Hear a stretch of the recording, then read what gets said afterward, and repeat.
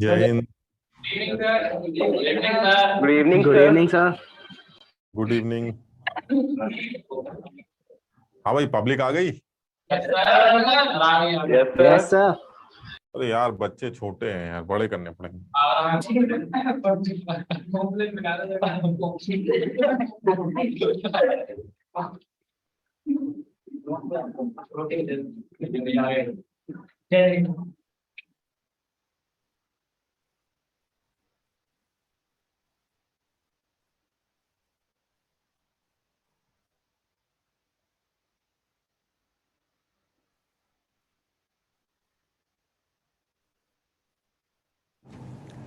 हाँ भाई, कहाँ पर थे? Energy calculation. एनर्जी कैलकुलेशन किस चीज की? बोर मॉडल में। यार, आज ये इंदिरापुरम में कुछ नए नए बच्चे दिखाई दे रहे हैं। ये नया बच्चा है? Yes sir. आज फर्स्ट क्लास है तुम्हारी? नहीं sir, second sir. Last class में मैं बस शायद विजिबल नहीं होऊंगा। लास्ट क्लास भी ली थी आपकी। लास्ट क्लास कौन सी? जो अभी इससे पहले वाली क्लास थी वो ली थी? Yes sir. अच्छा, तो समझ में आया था तुम्हें? Yes sir. अच्छा, कैसे यार? क्या चीज? ये तो बड़ा मुश्किल। और ये जो उधर कोने में बैठे हैं इंदिरापुरम में, इधर जो इधर उधर बैठे हैं वो दिखाई नहीं दे रहे हैं भाई। हाँ हाँ, फोकस में आओ, फोकस में। और ये आगरा सेंटर में पीछे सारी जो जमात इकट्ठी हो रही है, वहां कुछ क्या अलग चीज चल रही है क्या? अरे तो आगे की तरफ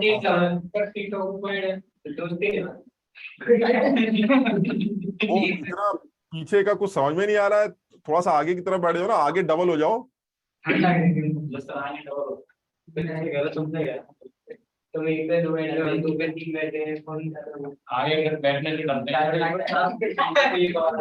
तुम लोग को दिखाई दे रहा है कि नहीं? अगर तुम्हें कोई दिक्कत नहीं है तो कोई बात नहीं है, चलो ऐसे कर लेते हैं।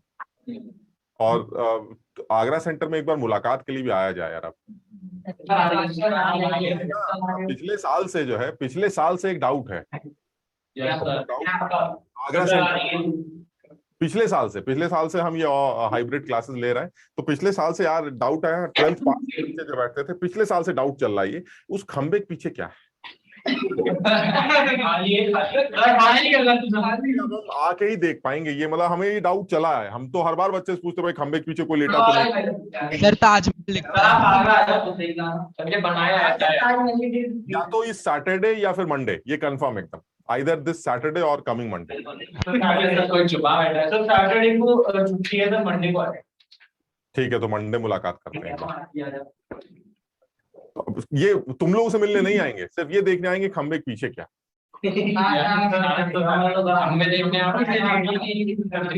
अच्छा, अब तुम लोग ये बता रहे हो कि हमने एनर्जी कैलकुलेशंस के बारे में बात की थी, इलेक्ट्रॉन्स की काइनेटिक एनर्जी और पोटेंशियल एनर्जी। तो काइनेटिक एनर्जी और पोटेंशियल एनर्जी को अगर जोड़ दिया जाए तो इलेक्ट्रॉन की टोटल एनर्जी निकल आएगी।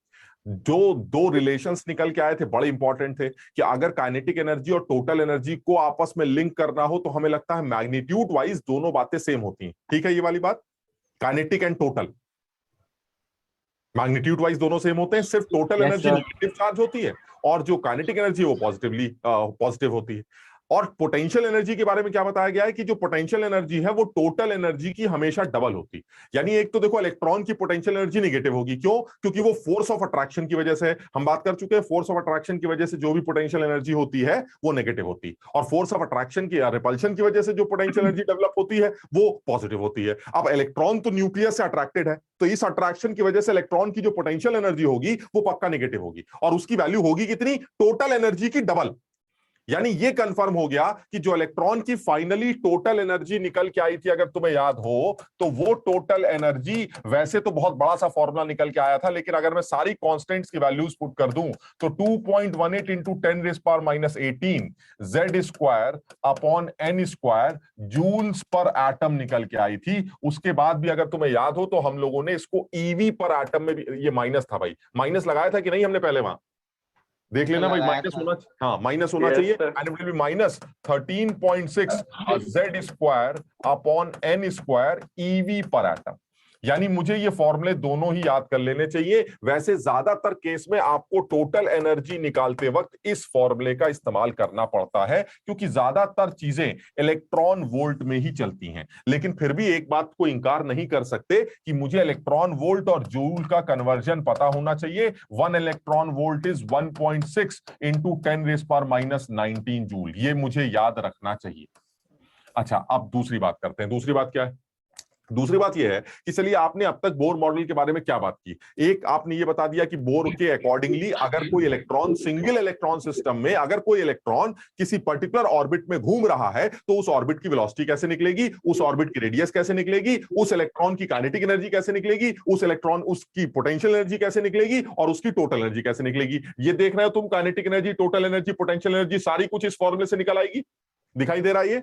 Yes sir. क्योंकि अगर मैं टोटल एनर्जी निकाल ले गया तो मैं काइनेटिक एनर्जी भी पता कर लूंगा और पोटेंशियल एनर्जी भी पता कर लूंगा। क्योंकि अगर मान लो टोटल एनर्जी निकलकर -3.3 आ रही है, सपोज 3.4 आ रही है, जो भी आ रही, तो वो माइनस हटा दोगे तो काइनेटिक एनर्जी आ जाएगी, और उसी -3.4 को डबल कर दोगे तो पोटेंशियल एनर्जी आ जाएगी। यानी ये फॉर्मूला आपको काइनेटिक एनर्जी भी निकाल के देगा, पोटेंशियल एनर्जी भी निकाल के देगा, और टोटल एनर्जी निकाल के तो देगा ही कि देगा। मैं इसलिए ये बात बोल रहा हूं क्योंकि मैं जानता हूं टोटल एनर्जी के आगे माइनस लगा दिया जाए तो काइनेटिक एनर्जी बन जाता है, और पोटेंशियल एनर्जी निकालते वक्त टोटल एनर्जी को डबल कर दिया जाता है। ये बात बिल्कुल हमें याद।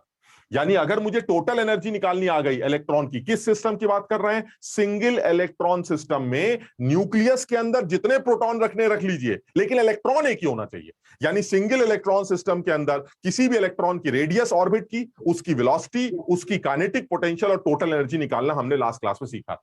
अब हम एक दो चीजें और आगे बढ़ाते हैं। इस इलेक्ट्रॉन का टाइम पीरियड कैसे निकाला जाए? Now come second next part, और वो है उसका टाइम पीरियड कैलकुलेशन। अगर एक इलेक्ट्रॉन किसी पर्टिकुलर ऑर्बिट में घूम रहा है तो उससे उस ऑर्बिट में उसका टाइम पीरियड कैसे कैलकुलेट किया जाए, इसके बारे में बात करते हैं। और ये कोई मुश्किल काम नहीं है, बिल्कुल आसान सा काम है। अगर तुम इसको केमिस्ट्री से हट के सोचो तो सब समझ में आएगा। मान लीजिए मुझसे कहा जाए कि टाइम पीरियड कैलकुलेट करके दिखाइए। अब ये जरा तुम खुद बताओ यार, टाइम पीरियड अगर आपको कैलकुलेट करना है तो इसमें क्या बुराई है या ये कहना कि टाइम पीरियड जो होगा वो 2πr/v के बराबर होगा? बताओ ये वाली बात समझे कि नहीं? क्योंकि 2πr जो होगा वो सरकमफ्रेंस होगा, that is distance travelled bye electron in one round, that is circumference 2πr। और किस स्पीड से भाग रहा है? v वेलोसिटी से। तो टाइम कितना लगेगा एक चक्कर काटने में? 2πr/v। इसका मतलब ये हुआ सर ये तो बड़ा आसान हो गया, 2πr/v वो उसका टाइम पीरियड होगा। और इस कैलकुलेशन में सर r की वैल्यू मुझे पता है, v की वैल्यू मुझे पता है, सर सारी वैल्यू पुट कर दूंगा। 2π, कोई बताएगा r की वैल्यू क्या रखेंगे? वही पुराना सर 0.529 n²/z। किस यूनिट में थी ये? हमें क्या पता सर, हमसे एंगस्ट्रॉम। हाँ, एंगस्ट्रॉम में निकाली गई थी, तो इसको मीटर में कन्वर्ट कर देते हैं, 10⁻⁻10 मीटर। चलिए ठीक है, 2πr आ गया। नीचे आता है v, फॉर्मूला तो तुम्हें नहीं याद होगा, 2.18 इंटू 10⁶ Z/n मीटर पर सेकेंड। क्या देख पा रहे हो? ऊपर का मीटर नीचे के मीटर को कैंसिल कर देगा और आंसर सेकंड्स में निकल आएगा, and this will be the time. क्या जानना चाहते हैं आप? अरे सर हम कुछ नहीं जानना चाहते हैं, आप मुझे n और z की वैल्यू बताइए, ऑर्बिट कौन सा है ये बताइए, और वो सिंगल इलेक्ट्रॉन सिस्टम का एटॉमिक नंबर कितना है वो बताइए। बात खत्म। कर लोगे ये वाली बात? जैसे अगर मैं कहूं आपसे हीलियम प्लस के अंदर दूसरे ऑर्बिट में एक साहब नाच रहे हैं, बताइए उसका टाइम पीरियड क्या है? खत्म हो गया सवाल।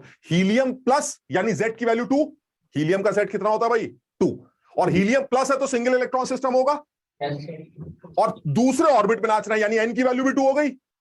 n पता है, Z पता है, सब कुछ पता है, वैल्यू पुट करो, टाइम पीरियड सेकंड्स में बाहर आ जाएगा, खेल खत्म। ठीक है। अच्छा, इससे ज्यादा जरूरी लेकिन क्या है, क्योंकि मैंने देखा है रेयरली कोई सवाल ऐसा मैंने देखा है, बुक्स में एक आध दिखते हैं, लेकिन रेयरली कोई ऐसा सवाल देखा है जिसमें एग्जैक्टली टाइम पीरियड तुमसे निकलवाता है। वो तुमसे टाइम पीरियड के रेशोस के बारे में ज्यादा बातें करता। तो उसके लिए क्या इंपॉर्टेंट है, उसके लिए इंपॉर्टेंट तुम ध्यान से देखो, this time period is directly proportional to, ये सारे कांस्टेंट्स दिखाई देते हैं कि नहीं तुम्हें, 0.529 पाई 2 ये सारे कांस्टेंट्स हैं। जो वेरिएबल है वो क्या है, ये सर n ऊपर चला जाएगा, ये n क्यूब बन जाएगा, और z नीचे रह जाएगा, ये z स्क्वायर बन जाएगा। सर काम की बात तो ये है, ये इंपॉर्टेंट है हमारे लिए। जो टाइम पीरियड है वो n cube by z square के डायरेक्टली प्रोपोर्शनल होगा, ये इंपॉर्टेंट है। यानी अब आप मुझसे ये सवाल पूछ सकते हैं कि इस ऑर्बिट में इस सिंगल इलेक्ट्रॉन सिस्टम का एक इलेक्ट्रॉन नाच रहा है, उसका टाइम पीरियड x है, बताइए उसका नाचने वाले का कितना होगा with respect to x। Now comes ratio, यानी रेशो वाले सवाल बन सकते हैं। जैसे मान लीजिए मैं एक सवाल बना के दिखाता हूं, बड़ा आसान सा सवाल, थोड़ा छोटे में लिखेंगे, n इज इक्वल टू, बल्कि n के फॉर्म में नहीं, ऐसे लिखते हैं ताकि तुम भी लैंग्वेज पहचान पाओ। Time period of an electron moving in second orbit of lithium plus 2 is, कुछ भी ले लेते हैं, ऐसे ले लेते हैं T। Find out the time period of an electron moving in third period of helium plus ion in terms of T। बताओ जरा टी के टर्म्स में आंसर क्या निकल के आए। अब तुम बताओ, क्या यहां तुम्हें एग्जैक्टली टाइम पीरियड निकालना है? नहीं, तुम्हें टी के टर्म्स में आंसर बताना है। इसका मतलब तुम्हारा काम रेशो से चल जाएगा, यानी ऊपर वाला जो टाइम पीरियड है और जो नीचे वाला टाइम पीरियड है उसका रेशो लोगे तो तुम्हें हीलियम प्लस के अंदर नाचते हुए इलेक्ट्रॉन का टाइम पीरियड मिल जाएगा। एक बार करके देखो जरा फटाफट।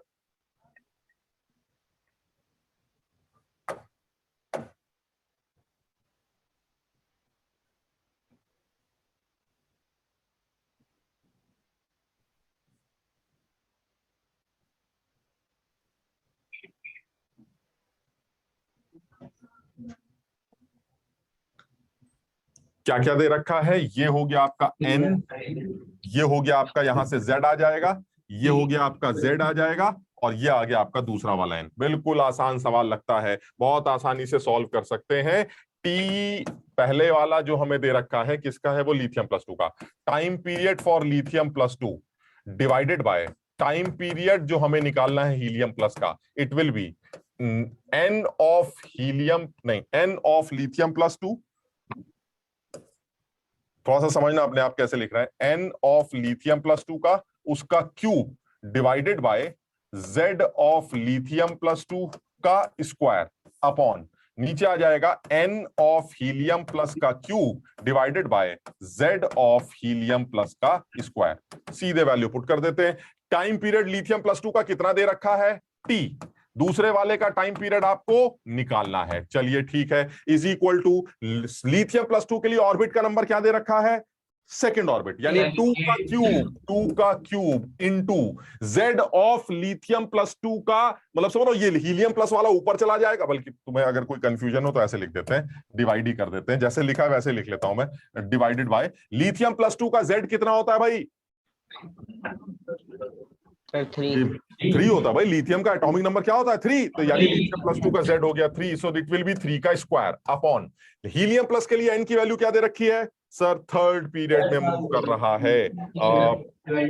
27 यार एक सेकंड, ये यहाँ थोड़ा सा गड़बड़, पता नहीं ये क्या लिख दिया यार मैंने, थर्ड ऑर्बिट लिखना है इसको, पता नहीं क्या लिखा हुआ है, third orbit,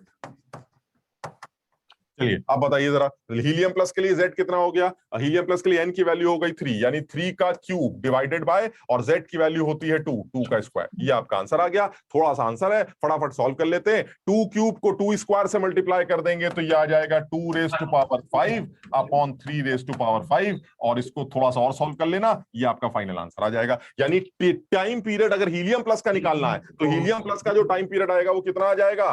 time period for helium plus is equal to, वो आ जाएगा 3 क्यूब 3 की पावर 5 इंटू टी अपॉन 2 की पावर 5। ये मेरा फाइनल आंसर। सब लोग इसको इत्मीनान से समझने की कोशिश करो, बिकॉज जो सवाल मैंने ज्यादातर देखे हैं वो रेशो से रिलेटेड देखे। इतना बड़ा गंदा कैलकुलेशन करने की जरूरत नहीं, लेकिन ये भी मुझे आता है क्योंकि मुझे पता है time period is 2 pi r by v, तो आर की वैल्यू निकालनी मुझे आती है, वी की वैल्यू मुझे निकालनी आती है, मुझे जेड और एन की वैल्यू दे दीजिए, मैं सॉल्व करके आपको टाइम पीरियड सेकंड में निकाल के दे दूंगा। लेकिन इससे ज्यादा अच्छे सवाल जो ज्यादातर दिखते हैं वो है रेशो से रिलेटेड। एक आदमी का टाइम पीरियड दे रखा है, दूसरे का टाइम पीरियड उसके रेस्पेक्ट में कैलकुलेट करिए, तो करना क्या होगा उस केस में? सिर्फ एक रिलेशन काम आएगा, वो ये आएगा, time period is directly proportional to n cube by z square. यानी कि अगर आपको 2 टाइम पीरियड्स का रेशो चाहिए तो आप 2 टाइम पीरियड्स का रेशो एन क्यूब और जेड स्क्वायर के रेशो से कैलकुलेट कर सकते हैं। यानी फाइनली जो रिलेशन ज्यादा लॉजिकल लगता है वो ये लगता है कि T1 बाय T2 की जो वैल्यू आएगी वो आएगी N1 cube into Z2 square upon N2 cube into Z1 square. ये ज्यादा लॉजिकल स्टेटमेंट लगती है। This is the ratio of 2 time periods, 2 अलग अलग टाइम पीरियड्स के ratios, N1 cube Z2 square, क्योंकि Z2 ऊपर चला, बात समझ लो कि नहीं कैसे लिखा ये भाई? N1 क्यूब बाय Z है ना, तो आप जब N1 cube upon Z1 square upon N2 cube upon Z2 square करेंगे तो वो Z2 ऊपर चला जाएगा, तो ये हो जाएगा N1 cube Z2 square upon N2 cube Z1 square. Finally T1 by T2 की value N1 cube Z2 square upon N2 cube Z1 square से कैलकुलेट की जाएगी जब आप रेशोस की बात करें। क्लियर है? ये सब लोगों को समझ में आया? चलिए एक सवाल और ले लेते हैं ताकि और क्लैरिटी आ जाए। एक सवाल, किसी को कोई डाउट नहीं होना चाहिए, एक सवाल और ले लेते हैं। अब इसका आंसर जल्दी से खुद निकाल के बताना भाई, थोड़ा सा शॉर्ट में लिख लेते हैं। N1 is equal to 3, N2 is equal to 4, Z1 is equal to 2 और Z2 इज इक्वल टू 4। अगर इस केस में टाइम पीरियड की वैल्यू हमें दे रखी है, कुछ भी ले लेते हैं, टाइम पीरियड हमें दे रखा है x सेकंड्स, तो आप बता सकते हैं यहां का टाइम पीरियड कितना होगा। ये ऐसे शॉर्ट में लिख दिया मैंने, मतलब आपको सवाल में सब कुछ दे रखा है, पूरी लैंग्वेज समझ में आ रही है? क्या होगा लैंग्वेज? होगा हीलियम प्लस के अंदर एक इलेक्ट्रॉन तीसरे ऑर्बिट में नाच रहा है, उसका टाइम पीरियड x है। लैंग्वेज समझ में आ गई? आपको निकालना है कि अगर मेरे बेरिलियम प्लस 3 में, this is beryllium plus 3, Z की वैल्यू अगर 4 है तो कौन सा आदमी बना? बेरिलियम प्लस 3 है ये। सर बेरिलियम प्लस 3 में एक आदमी अगर चौथे ऑर्बिट में नाचेगा तो उसका टाइम पीरियड x के रेस्पेक्ट में कैसे निकाला जाएगा? क्लियर है? सवाल की लैंग्वेज समझ में आ गई? मैंने सिर्फ छोटे में लिख दिया ताकि टाइम बचे हमारा, तो ये सवाल आ गया। तो अब उसने कहा भाई इसमें क्या करना है, तो बड़ा आसान सवाल है सर, निकालना कुछ है ही नहीं, रेशो निकालना है। तो यानी कि आपको निकालना है time period 1 divided by time period 2 is equal to N1 cube into Z1 square, नहीं Z2 square upon N2 cube into Z1 square. Sir ये तो बड़ा आसान हो गया। टाइम पीरियड 1 का दे रखा है x और t हमें निकालना है, बचा हुआ N1 क्यूब जो कि 3 का क्यूब है, Z2 स्क्वायर जो 4 का स्क्वायर है अपॉन N2 क्यूब जो 4 का क्यूब है, और जो Z1 स्क्वायर है वो हमारा क्या है? 2 का स्क्वायर। आपके सामने T2 की वैल्यू है, आप T2 की वैल्यू मस्त सॉल्व कर लीजिएगा। 4 cube into 2 square upon 3 cube into 4 square into x। भाई ये सब लोग सही से सॉल्व कर लेना, इनमें गलती मत करना। क्या आंसर आएगा इसका? भाई ये एक 4 बचेगा, 4 इंटू 4 16 आ जाएगा, 16 by 27 x। The new time period of ये वाला आदमी कौन था? हमारा हीलियम प्लस था, और ये वाला आदमी हमारा बेरिलियम प्लस।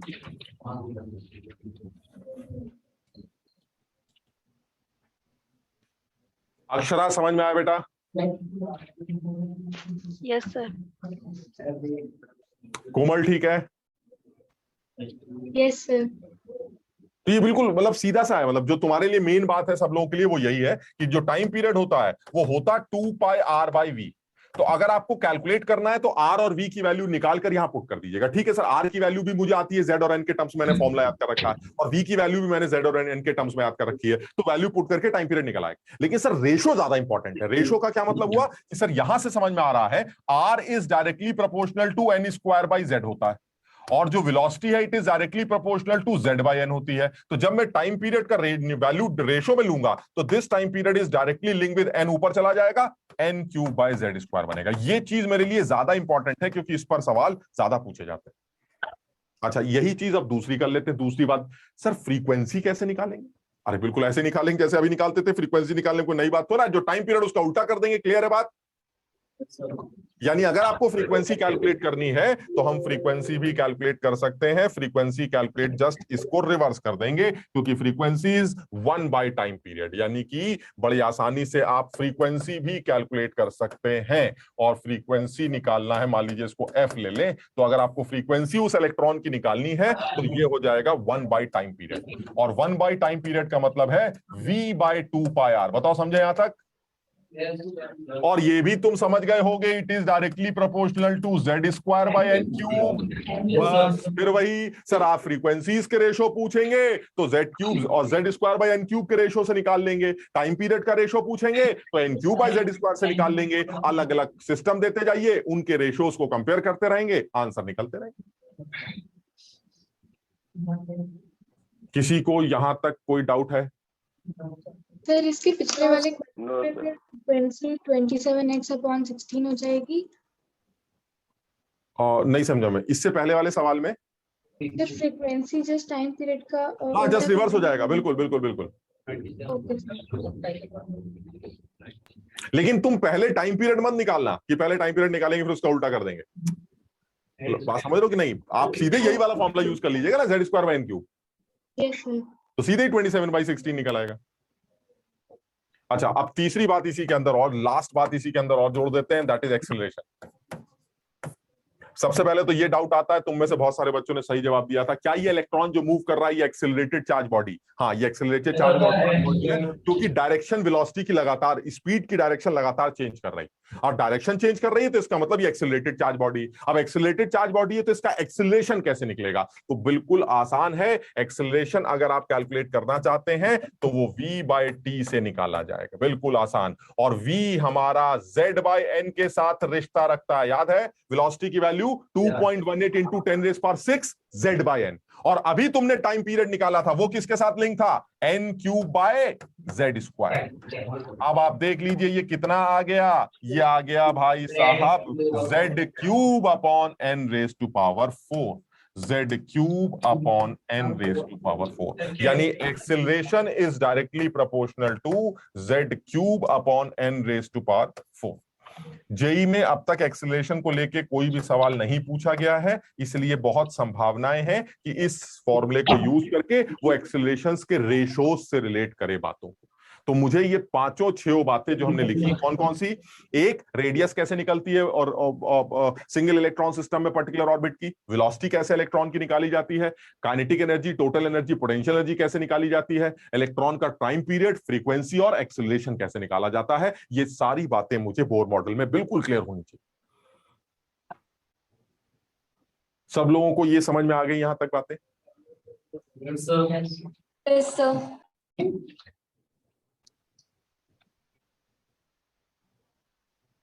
पीछे भाई आगरा वाले जो हिल रहे इतना, उनके समझ में आ गया भाई? Yes sir. शुभ, पीछे नजर रखना है लोगों पर। हाँ, कोई अगर तुम्हें लगे कि गैर कानूनी गतिविधियों में इन्वॉल्व है तो बता देना मुझे। हाँ, नैतिक क्लियर है बेटा? Yes sir. Monit? Yes sir. ठीक, चलिए और आगे बढ़ते हैं। अब इसी में जरा सी एक बात और जोड़ देते हैं, और वो था बोर का थर्ड पोस्टुलेट। बताओ जल्दी से, बोर का थर्ड पोस्टुलेट क्या था? बोर का थर्ड पोस्टुलेट ये था कि अगर कोई इलेक्ट्रॉन हायर ऑर्बिट से लोअर ऑर्बिट में जंप करेगा तो वो फोटोन एमिट करेगा। याद है सब लोगों को? अगर आप ऊपर से नीचे गिरेंगे तो आपको फोटोन एमिट करना पड़ेगा, क्योंकि उस एनर्जी को आपको एमिट करना है, और वो एनर्जी किस फॉर्म में एमिट होगी? फोटोन के फॉर्म। और दूसरी बात क्या बोली थी, अगर आप नीचे से ऊपर जाना चाहते हैं तो आप फोटोन को एब्जॉर्ब करेंगे। यानी अब मैं उस थर्ड पोस्टुलेट पर आना चाहता हूं कि अगर किसी, और इसको आप नया टॉपिक समझ लीजिए या जैसा भी बोर मॉडल से रिलेट कर लीजिए, अगर कोई इलेक्ट्रॉन किसी भी हायर ऑर्बिट से लोअर ऑर्बिट में जंप कर रहा है, मान लीजिए N2 से N1, तो ऑब्वियसली वो क्या एमिट करेगा, वो एक फोटोन एमिट करेगा। This is my third postulate of bore. बिल्कुल सही है। चलिए ठीक है, सवाल ये उठता है इस फोटोन की वेवलेंथ कैसे निकालेंगे, जो फोटोन एमिट हो रहा है उसकी वेवलेंथ क्या है। तो मैंने कहा तो बड़ा आसान सवाल हो गया सर। ये बताइए, आपको इलेक्ट्रॉन जो ऊपर है जब वो नीचे गिरेगा तो उसकी एनर्जी कितनी चेंज होगी, ये निकालनी आती है कि नहीं, बताओ जरा जल्दी। क्या ये निकाल सकते हो कि इलेक्ट्रॉन के N2 ऑर्बिट में एनर्जी कितनी? मैंने फॉर्मूला याद कर रखा है सर, बड़ा वाला फॉर्मूला। अभी मैं बड़ा वाला फॉर्मूला लगाऊंगा, फिर मैं बताऊंगा रीजन क्या है। तो सर मैं फॉर्मूला जानता हूं इलेक्ट्रॉन के N2 ऑर्बिट में क्या एनर्जी है, और जब वो इलेक्ट्रॉन N1 ऑर्बिट में गिरेगा तो उस इलेक्ट्रॉन की क्या एनर्जी होगी, ये भी मुझे पता है। दोनों का डिफरेंस किस फॉर्म में बाहर निकल के आएगा, फोटोन के फॉर्म में। और फोटोन की एनर्जी कितनी होती है, hc/λ। बताओ यहां तक ठीक है?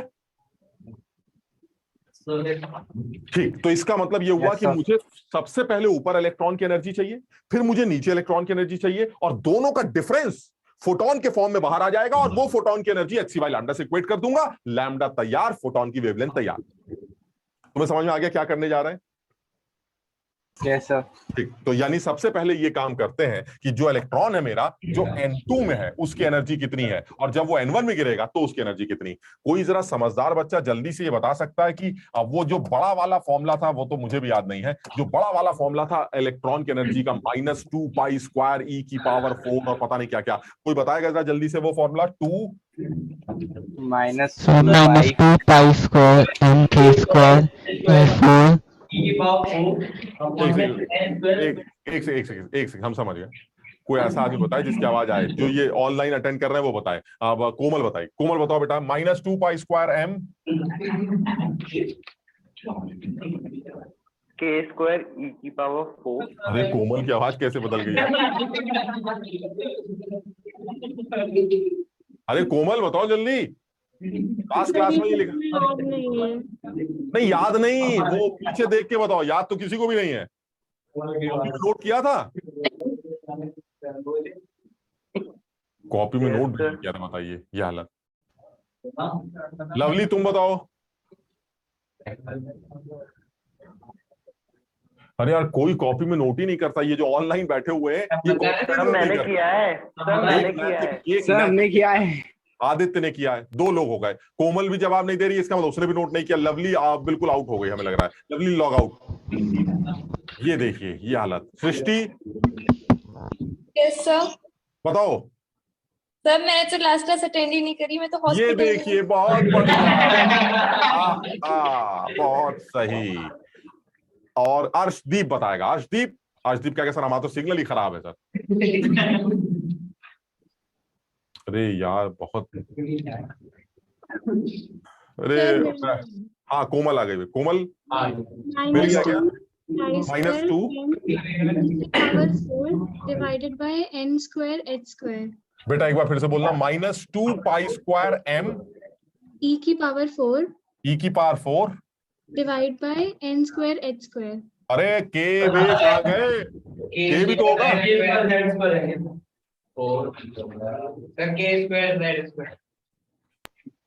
k² भी आएगा और z² भी आएगा, नीचे आएगा n² h²। यही बता रहे हो कोमल? एक बार चेक कर लो तुमने गलत तो नहीं लिखा। Yes sir. है ना? तो -2π² m e⁴ k² z² h² n², ये हमारा फॉर्मूला। चलिए ठीक है, अब ये बताइए, अगर आप N2 ऑर्बिट में हैं तो मुझे यहाँ N2 लिख देना चाहिए। यानी ये आ गई इलेक्ट्रॉन की टोटल एनर्जी जब आप N2 पे थे। अब वो इलेक्ट्रॉन क्या कह रहा है, भाई साहब मैं तो नीचे गिर जाऊं। मैंने कहा कहां गिर रहे हो? कह रहा है N1 पर गिर रहे हैं। तो मैंने कहा अब आपकी नई एनर्जी लिख देते हैं। जब आप N1 पर जंप करेंगे तो आपकी नई एनर्जी, ये सारे लोग तो कांस्टेंट है यार, इनमें क्या चेंज आएगा, m⁴ k² upon h² n1² and z², क्योंकि एटम तो वही है तो z की वैल्यू फिक्स होगी, जो भी z एटम का है वो z ही रहेगा। चलिए ठीक है, अब आप ये बताइए, अगर मैं N2 से N1 में जंप कर रहा हूं तो मेरी शुरू की एनर्जी है, बात की एनर्जी है, एनर्जी में जो कमी आ रही है वो कहां गई? फोटोन के फॉर्म में बाहर निकल आई। यही तो था थर्ड पोस्टुलेट बोर का, कि जो भी इलेक्ट्रॉन की एनर्जी में कमी आती है ऊपर से नीचे जंप मारते वक्त, ऊपर 50 है नीचे 20, तो जो 30 एनर्जी की कमी आई वो 30 एनर्जी एक बंडल के फॉर्म में बाहर निकल जाएगी, जिसको क्या कहेंगे? फोटोन। ये समझ में आ रही बात? यानी En2 में से En1 को अगर मैं माइनस कर दूं, En2 minus En1, this will be the energy difference, must be the energy of a photon. Clear? और इसको इक्वेट कर देते हैं अब हम। अब बताइए जरा, En2 में से En1 माइनस करेंगे तो क्या आएगा? जरा कॉमन ले लेते हैं, सारी बकवास को कॉमन ले लेते हैं। 2 पाई square m e raise to power 4 k square, चलिए z स्क्वायर भी कॉमन आ गया, नीचे आ गया h स्क्वायर, और अंदर बच गया अपने आप समझना 1/n1 square minus 1/n2 square. वो जो माइनस का निशान था वो मैंने अंदर भेज दिया, समझ गया? उल्टा हो गया, n1 स्क्वायर n2 स्क्वायर। ठीक, ये आ गया वहां। अब ये बताइए सर, ये आप क्या लिख रहे हैं, मुझे ये नहीं समझ में आ रहा है। एक काम करते हैं, 1/λ की भी वैल्यू निकाल लेते हैं और आसान कर लेते हैं। 1/λ जब आप निकालेंगे तो hc भी नीचे चला जाएगा, hc नीचे चला जाएगा तो ये आ जाएगा 2 पाई स्क्वायर m e की पावर 4 k स्क्वायर, hc नीचे गया तो ये आ गया h क्यूब इंटू c, अंदर बचा z स्क्वायर के बाद 1/n1 square minus 1/n2 square. This is the wavelength of the photon and this is actually wave number. याद है 1/λ is wave number? यानी अगर वेवलेंथ निकालनी है तो 1/λ की वैल्यू निकाल लीजिएगा, और अगर 1/λ निकाल, सर क्या करवा रहे हैं सर, ये कितनी गंदी गंदी वैल्यू सॉल्व कैसे करेंगे? अरे तो सॉल्व पहले से कर लेते ना, ये सारे अपने आदमी है यार, ई के जेड फेड सब तो अपने आदमी। नहीं जेड नहीं अपना आदमी, जेड तो बदलता रहता है, ये सारी बकवास अपने हैं। इन सारे कांस्टेंट्स की वैल्यूज उठा के पुट कर देते हैं, ये देख रहे हो सारे कांस्टेंट्स हैं अपने आदमी, इन सारे कांस्टेंट्स की वैल्यूज पुट कर देते हैं, और पुट करने के बाद इसको एक नए कांस्टेंट का नाम दे देते हैं कैपिटल आर, जिसको रिडबर्ग कांस्टेंट कहा जाता है। Now this is are Z square 1/n1 square minus 1/n2 square, और इस रिडबर्ग कांस्टेंट की अपनी एक फिक्स वैल्यू होगी जो मैं कैलकुलेट कर सकता हूं सारे कांस्टेंट्स की वैल्यूज पुट करके, और वो निकल के आती है 109677 centimetre inverse. This is Rydberg constant. 737. हाँ 7 भी बोलते हैं, 7 भी बोलते हैं, कुछ जगह 7 भी कहा जाता है, तो क्योंकि लंबा वैल्यू है। तो 109677 centimetre inverse is the Rydberg constant, जो इसकी वैल्यूज को पुट करके निकाला गया है। सो अल्टीमेटली अगर आपको इलेक्ट्रॉन ऊपर से नीचे जंप कर रहा है तो आपको उसकी वेवलेंथ कैलकुलेट करनी है, तो आपको ये गंदा सा फॉर्मूला यूज करना पड़ेगा, जिसमें आर की वैल्यू ये रखी जाएगी, n1 n2 पुट किया जाएगा, और उसके बाद लैम्डा कैलकुलेट किया जाएगा। सर निहायत ही घटिया किस्म का फॉर्मूला है और बहुत ही दर्द देने वाला है। क्यों? क्योंकि इसमें कैलकुलेशन तो है, इसमें कैलकुलेशन तो दिखती। सर हाँ की वैल्यू गलत लिखी है रिडबर्ग कांस्टेंट। क्या चीज बेटा? मॉड्यूलस की वैल्यू गलत लिखी है। क्या लिख दिया सर? यहाँ पे लास्ट में 737 लिखा हुआ है। 7-3 यार, ये मैं बताता रहा हूं, ये तो लंबी वैल्यू है, इसमें तुम देख रहे हो इतने गंदे गंदे कांस्टेंट्स आते हैं, तो अप्रोक्सीमेशन है। कुछ जगहों पे 109678 है, 109673 है, 109737 है, ऑलमोस्ट कुछ ये समझो बात को, ये इतने गंदे कांस्टेंट्स। तुम समझ रहे हो पाई की वैल्यू 3.14 नहीं होती और दूर तक जाती है, तो उसकी अप्रोक्सीमेशन में एच की वैल्यू 6.626, कुछ जगहों पे 6.62 लिखी जाती है। सॉल्व करने से ये आंसर बदल सकता है, लेकिन एक जनरल एक्सप्रेशन क्या बताया गया है कि ज्यादातर जगहों पर इट इज 109677 और 109678। किताब में 737 दिया है, वो भी उससे आंसर में ना के बराबर फर्क पड़ेगा। अरे समझो यार बात को, समझ लो बात को। इसका मतलब ये हुआ सर, ये इतने गंदे गंदे कांस्टेंट्स हैं, इन कांस्टेंट्स की वैल्यू पुट करते वक्त कहीं कुछ ना कुछ ऊपर नीचे हो सकती है, तो लेकिन ज्यादातर जगहों पर 109677 या 109678 ही यूज किया जाता है। हम तुम्हें और काम की बात बताते हैं, हम ये भी कभी यूज ही नहीं करेंगे, बात ही खत्म हो। क्यों नहीं करेंगे सर? इतना घटिया फॉर्मूला है, ये कोई आसान बात है सॉल्व करना? आप खुद देख लीजिए कितनी बकवास। क्यों सर? आर की वैल्यू इतनी घटिया, उसके बाद आप जेड की वैल्यू पुट करेंगे, n1 square minus n2 square की वैल्यू निकालेंगे, और उससे भी लैम्डा नहीं आएगा, समझो 1/λ आएगा। सर ये तो और भी बड़ी तकलीफ है, क्योंकि 1 से डिवाइड कर पाना ये और भी बड़ी मुसीबत होती है, और शायद ये सबसे बड़ी मुसीबत होती है डिवीजन में। बात समझ रहे हो? मान लो 1/λ की वैल्यू आ रही है 3902.8, अब बताइए लैम्डा की वैल्यू कितनी आएगी? 1/3.0। लो बैंड बज गई हमारी 0.000। सर उसमें तो पक्का गलत हो जाएगा। तुम लोग मेरी बात समझ रहे हो क्या कह रहे हैं? इसका मतलब ये हुआ सर ये कोई बढ़िया तरीका नहीं है सर ये वेवलेंथ निकालने का, उस फोटोन की वेवलेंथ निकालने का जो आप निकालना चाह रहे हैं, उस फोटोन की वेवलेंथ निकालने का जो तब एमिट होगा अगर आपका इलेक्ट्रॉन N2 से N1 जंप कर रहा है। तो सर ये निहायत ही घटिया तरीका आपने बताया, कोई और तरीका बताइए। चलिए अब हम आते हैं किसी और तरीके में, लेकिन ये फॉर्मूला सब लोग याद करेंगे। हम इस फॉर्मूले को फिर से अलग से नोट कर देते हैं, अलग से ये फॉर्मूला नोट कर दिया जाए, और वो आ गया हमारा 1/λ, दैट इज वेव नंबर। और सब लोग इस बात को ध्यान रखेंगे इसका क्या मतलब है। 1/λ is equal to R, that is Rydberg constant, z square 1/n1 square minus 1/n2 square. इसमें आर मेरा रिडबर्ग कांस्टेंट है, रिडबर्ग कांस्टेंट है, और इस रिडबर्ग कांस्टेंट की वैल्यू 109677 सेंटीमीटर इनवर्स है। साथ में z मेरा एटॉमिक नंबर है, ये एटॉमिक नंबर है। N1 क्या लिखे N1 को, लोअर लेवल, लोअर लेवल है, और N2 हायर लेवल। आप मुझे सारी वैल्यूज प्रोवाइड कर दीजिएगा, मैं ये वाला फॉर्मूला लगाकर आपको लैम्डा निकाल के दे दूंगा। और इन सब से ज्यादा जरूरी कि व्हाट इज दिस लैम्डा, जल्दी से कोई बताए लैम्डा का क्या मतलब। वेवलेंथ किसकी, वेवलेंथ किसकी वेवलेंथ, उस फोटोन की जो निकला कब, जब एक इलेक्ट्रॉन गिरा कहां से, N2 से कहां पर। तुम्हें पूरी लैंग्वेज समझ में आ रही है। यानी जब कोई इलेक्ट्रॉन N2 से N1 पर जंप करता है एक ऐसे सिंगल इलेक्ट्रॉन सिस्टम में जिसका एटॉमिक नंबर Z है, तो एक फोटोन एमिट होता है। उस फोटोन की जो वेवलेंथ है वो 1/λ RZ square N1 square minus N2 square से कैलकुलेट की जाती है। So this lambda is the wavelength of the photon emitted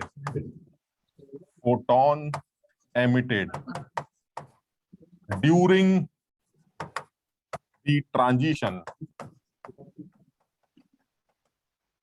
of an electron from N2 to N1 in a single electron system having atomic number is equal to Z। बताओ पूरी बात समझ में आई lambda की।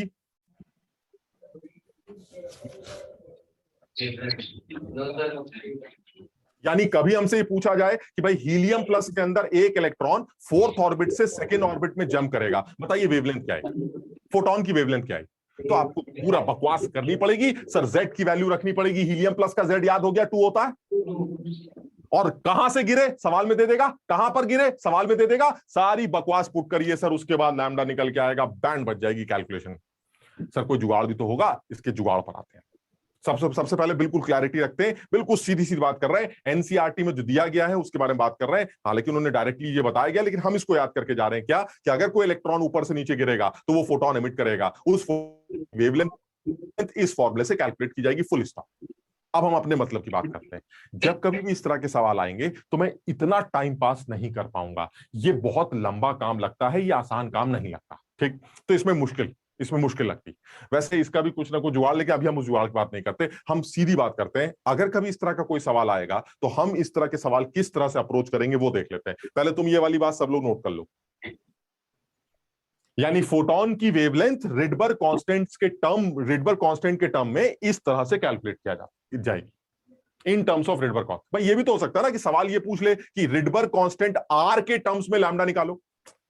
मेरा सवाल समझ में आया? In terms of R what is the answer. तो आर के टर्म्स में आंसर तो ऐसे निकल के आएगा ना। जैसे एक सवाल ले लेते हैं,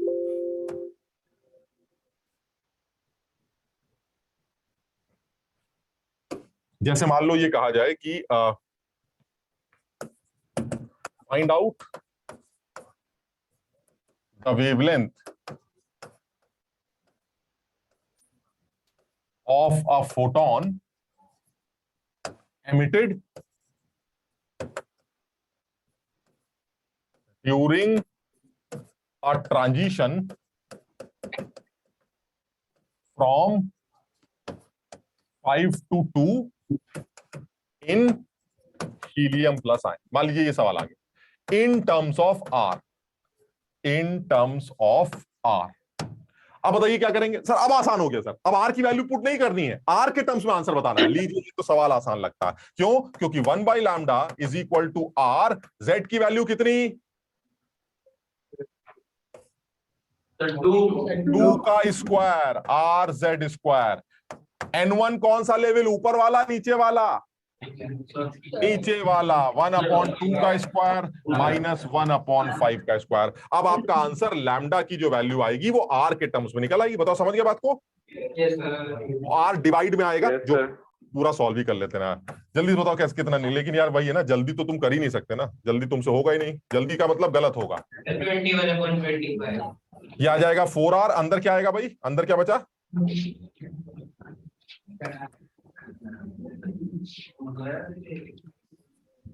तो लैम्डा इज इक्वल टू कितना आ गया? 25/21 आर। यही बता रहे थे भाई? ये आंसर, शाबाश। In terms of R, this is the answer. खत्म हो गया, बिल्कुल आसान है। लेकिन अभी इसी में आर की वैल्यू पुट करनी होती है, वो 10 है, तो सर टाइम लग जाता। तो इसका मतलब ये हुआ सर, अगर आर के टर्म्स में आंसर बताना है तो ये फॉर्मुला बड़ा सिंपल फॉर्मुला, सीधे वैल्यूज पुट करिए, आर के टर्म्स में आपको वेवलेंथ मिल जाएगी, खेल खत्म, कुछ नहीं करना है। अब हम आते हैं एग्जैक्ट वैल्यू निकालने के लिए। जब हम आर के टर्म्स में आंसर ना पूछकर आपसे सीधे वेवलेंथ का वैल्यू पूछें इन टर्म्स ऑफ एंगस्ट्रॉम, तो कैसे कैलकुलेट करेंगे? तो सब लोग पहले सवाल को अपने हिसाब से लिख लेते हैं, फिर हम दूसरी बात पर आते हैं। इसी ये सवाल सबके समझ में आ गया? Yes sir. चलो अब जरा जल्दी से दूसरी बात पर आते हैं कि अगर मुझे वेवलेंथ कैलकुलेट करनी होती, न्यूमेरिकल वैल्यू कैलकुलेट करनी होती, तो मैं फिर ये वाला फॉर्मूला अवॉइड करता। जुगाड़, जुगाड़ की बात करते हैं। चलिए हम जुगाड़ लिख लेते हैं। इसको हटा दे भाई। हाँ बेटा। सर इसे रिपीट कर दीजिए सर, मेरा आज नेट पे कुछ करते सर बार-बार मतलब डिस्कनेक्ट हो रहा है। अच्छा नहीं, मैंने जो बताया अभी सिर्फ इतना बताया कि ये सवाल लिख लिया था तुमने? नहीं सर, सर डिस्कनेक्ट हो रहा है सर मेरा आज बार-बार। चलो अच्छा, सर ठीक है, मैं रिकॉर्डिंग देख लूंगी। हाँ, सवाल ये है कि एक इलेक्ट्रॉन हीलियम प्लस के अंदर 5th ऑर्बिट से 2nd ऑर्बिट में जंप कर रहा है। आपको ये बताना है कि जो फोटोन एमिट होगा उसकी वेवलेंथ क्या। ये सवाल था।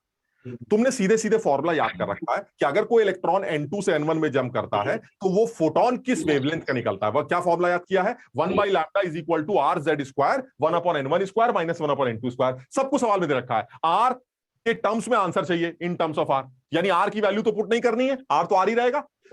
जेड हीलियम प्लस डिसाइड करेगा, कितना हो जाएगा हीलियम प्लस का जेड? 2। N1 वो होता है जहां वो गिरता है, कहां गिर रहा है? 5 से 2, यानी N1 हो गया 2, N2 हो गया 5। सीधे वैल्यू पुट कर दीजिए, लैम्डा को उल्टा करके आंसर निकाल लीजिए। ये क्या है? Okay sir. ठीक है ना? अच्छा, अब इसी में हम कुछ और चाह रहे थे, हम अपनी तरफ से अब जुगाड़ भी चाह रहे हैं। लेकिन ये जो जुगाड़ है वैसे अवॉइड करना कि स्कूल के किसी पेपर में इसको लिखना, स्कूल में लिखने की जरूरत नहीं है। स्कूल में ये गंदा काम करना, तो मैडम इसी से खुश हो जाएंगी, वाह कितना बड़ी मेहनत की इसने, 1/λ is equal to R Z square N1 square N2 square. लेकिन जब हमारे लेवल पे सवाल आएगा हम अपना जुगाड़ लगाएंगे, इतनी मजदूरी नहीं करेंगे। जुगाड़ क्या है वो सुन लेते हैं जरा। जुगाड़ ये है,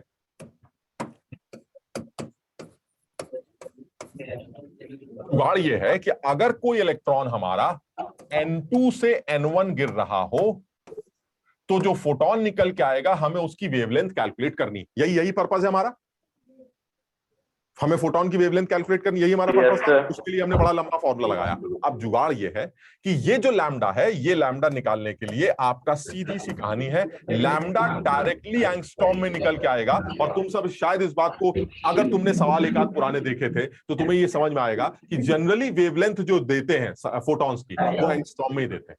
तो मैं एंगस्ट्रॉम में डायरेक्टली लैम्डा फोटोन एंगस्ट्रॉम में निकाल के दिखा रहा हूं। सिर्फ इस फॉर्मूले को याद करना पड़ेगा, 12400 डेल्टा ई इन ईवी। ये एक छोटा सा फॉर्मूला है जिससे मेरा काम चल जाएगा। और इसमें मैं तुम्हें बता दूं what is delta E in EV. This is energy of photon emitted in EV. Electron volt में अगर आपको फोटोन की एनर्जी पता हो तो इस फॉर्मूले में पुट करके आप फोटोन की वेवलेंथ एंगस्ट्रॉम में डायरेक्टली निकाल सकते हैं। अब ये बताइए फोटोन की एनर्जी ईवी में कैसे पता चलेगी? अरे ये तो बड़ा आसान है। इस ऑर्बिट की एनर्जी इलेक्ट्रॉन की ईवी में पता है मुझे, इस ऑर्बिट में इलेक्ट्रॉन की एनर्जी ईवी में निकाल लूंगा, दोनों को डिफरेंस कर दूंगा, वही डिफरेंस किसकी एनर्जी होगी? फोटोन की एनर्जी। सर ये आसान क्यों लगता है आपको? ये भी तो मुश्किल है। नहीं, मुश्किल नहीं है। इसलिए मुश्किल नहीं है क्योंकि अभी मैं तुम्हें 7 एनर्जी लेवल याद करने के लिए दे दूंगा। मैं पहले से ही 7 एनर्जी लेवल याद कर लूंगा। उसके बाद तुम्हें क्या करना होगा, ज्यादातर सवालों में सिर्फ डिफरेंस निकालो, यहां पुट करो, आंसर बाहर, डिफरेंस निकालो, यहां पुट करो, आंसर बाहर। मेरे लिए सवाल आसान हो जाएगा।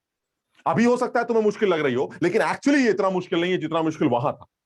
अभी मैं तुम्हें समझाता हूं। मतलब तुम्हारे लिए जो काम की बात है वो ये है, this lambda angstrom, this is the wavelength of photon emitted, और किस यूनिट में है? उसी यूनिट में है जिसमें पूछी जाती है, इन एंगस्ट्रॉम। डायरेक्टली एंगस्ट्रॉम में आंसर निकल के आए, डायरेक्टली। और this delta EV is the energy of photon, जो इस गैप की निकल के आती। और ये एनर्जी कहां से निकल के आएगी? ये एनर्जी आएगी इलेक्ट्रॉन के ऊपर का एनर्जी लेवल माइनस इलेक्ट्रॉन का नीचे का एनर्जी लेवल। वो एनर्जी हमें ईवी में पता होनी चाहिए। दोनों को माइनस करके फटाफट आंसर निकल आए। तुम्हें याद होगा मैंने अभी एक फॉर्मूला लिखा था, इलेक्ट्रॉन की एनर्जी nth ऑर्बिट में -13.6 Z² अपॉन n² ईवी से निकाली जाती है। ये फॉर्मूला। अभी हम एक एक करके बात करते हैं, ज्यादा क्लियर हो जाए। यानी अगर कोई इलेक्ट्रॉन ऊपर के लेवल से नीचे के लेवल पे जंप करता है,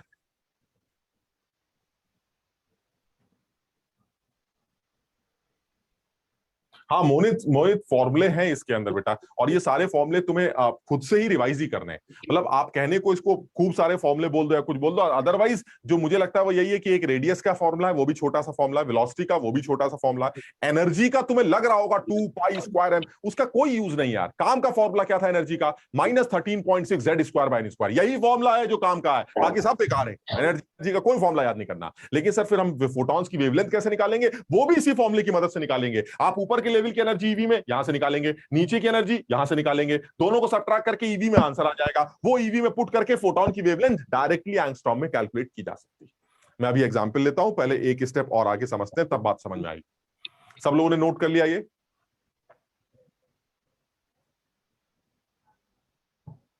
यस सर। Yes sir. चलिए अब जरा है काम की बात से करते हैं, फिर इसी बात को अभी मैं तुम्हें रिवाइज करा के दिखाता हूं। काम की बात है, मैं सबसे पहले एक डायग्राम बनाने जा रहा हूं जिसको मैं एनर्जी लेवल डायग्राम बोलता हूं, और तुम सबसे ये उम्मीद करता हूं कि अगली क्लास आने से पहले तुम ये डायग्राम याद कर लोगे। This energy level diagram. Energy level diagram का क्या मतलब है? एनर्जी लेवल डायग्राम का मतलब है ये हम कुछ लेवल्स की एनर्जीज पहले से याद करके चले जाएंगे। हम तुम कहोगे सर इसकी क्या जरूरत है, ये तो हम एग्जाम में निकाल लेंगे ना। निकाल तो लोगे लेकिन कई बार गलत निकल के आती, इसलिए हम पहले से इस बात को याद कर लेते हैं कि एनर्जी लेवल डायग्राम अगर आपको याद करना तो आप पहले से इस बात को याद कर लें कि अगर आपका इलेक्ट्रॉन फर्स्ट ऑर्बिट में, दिस इज n = 1, तुम बताओ फर्स्ट ऑर्बिट में मूव करते इलेक्ट्रॉन की एनर्जी कितनी होगी? ईवी में बताओ कितनी होगी? -13.6 Z²/n²। Yes sir.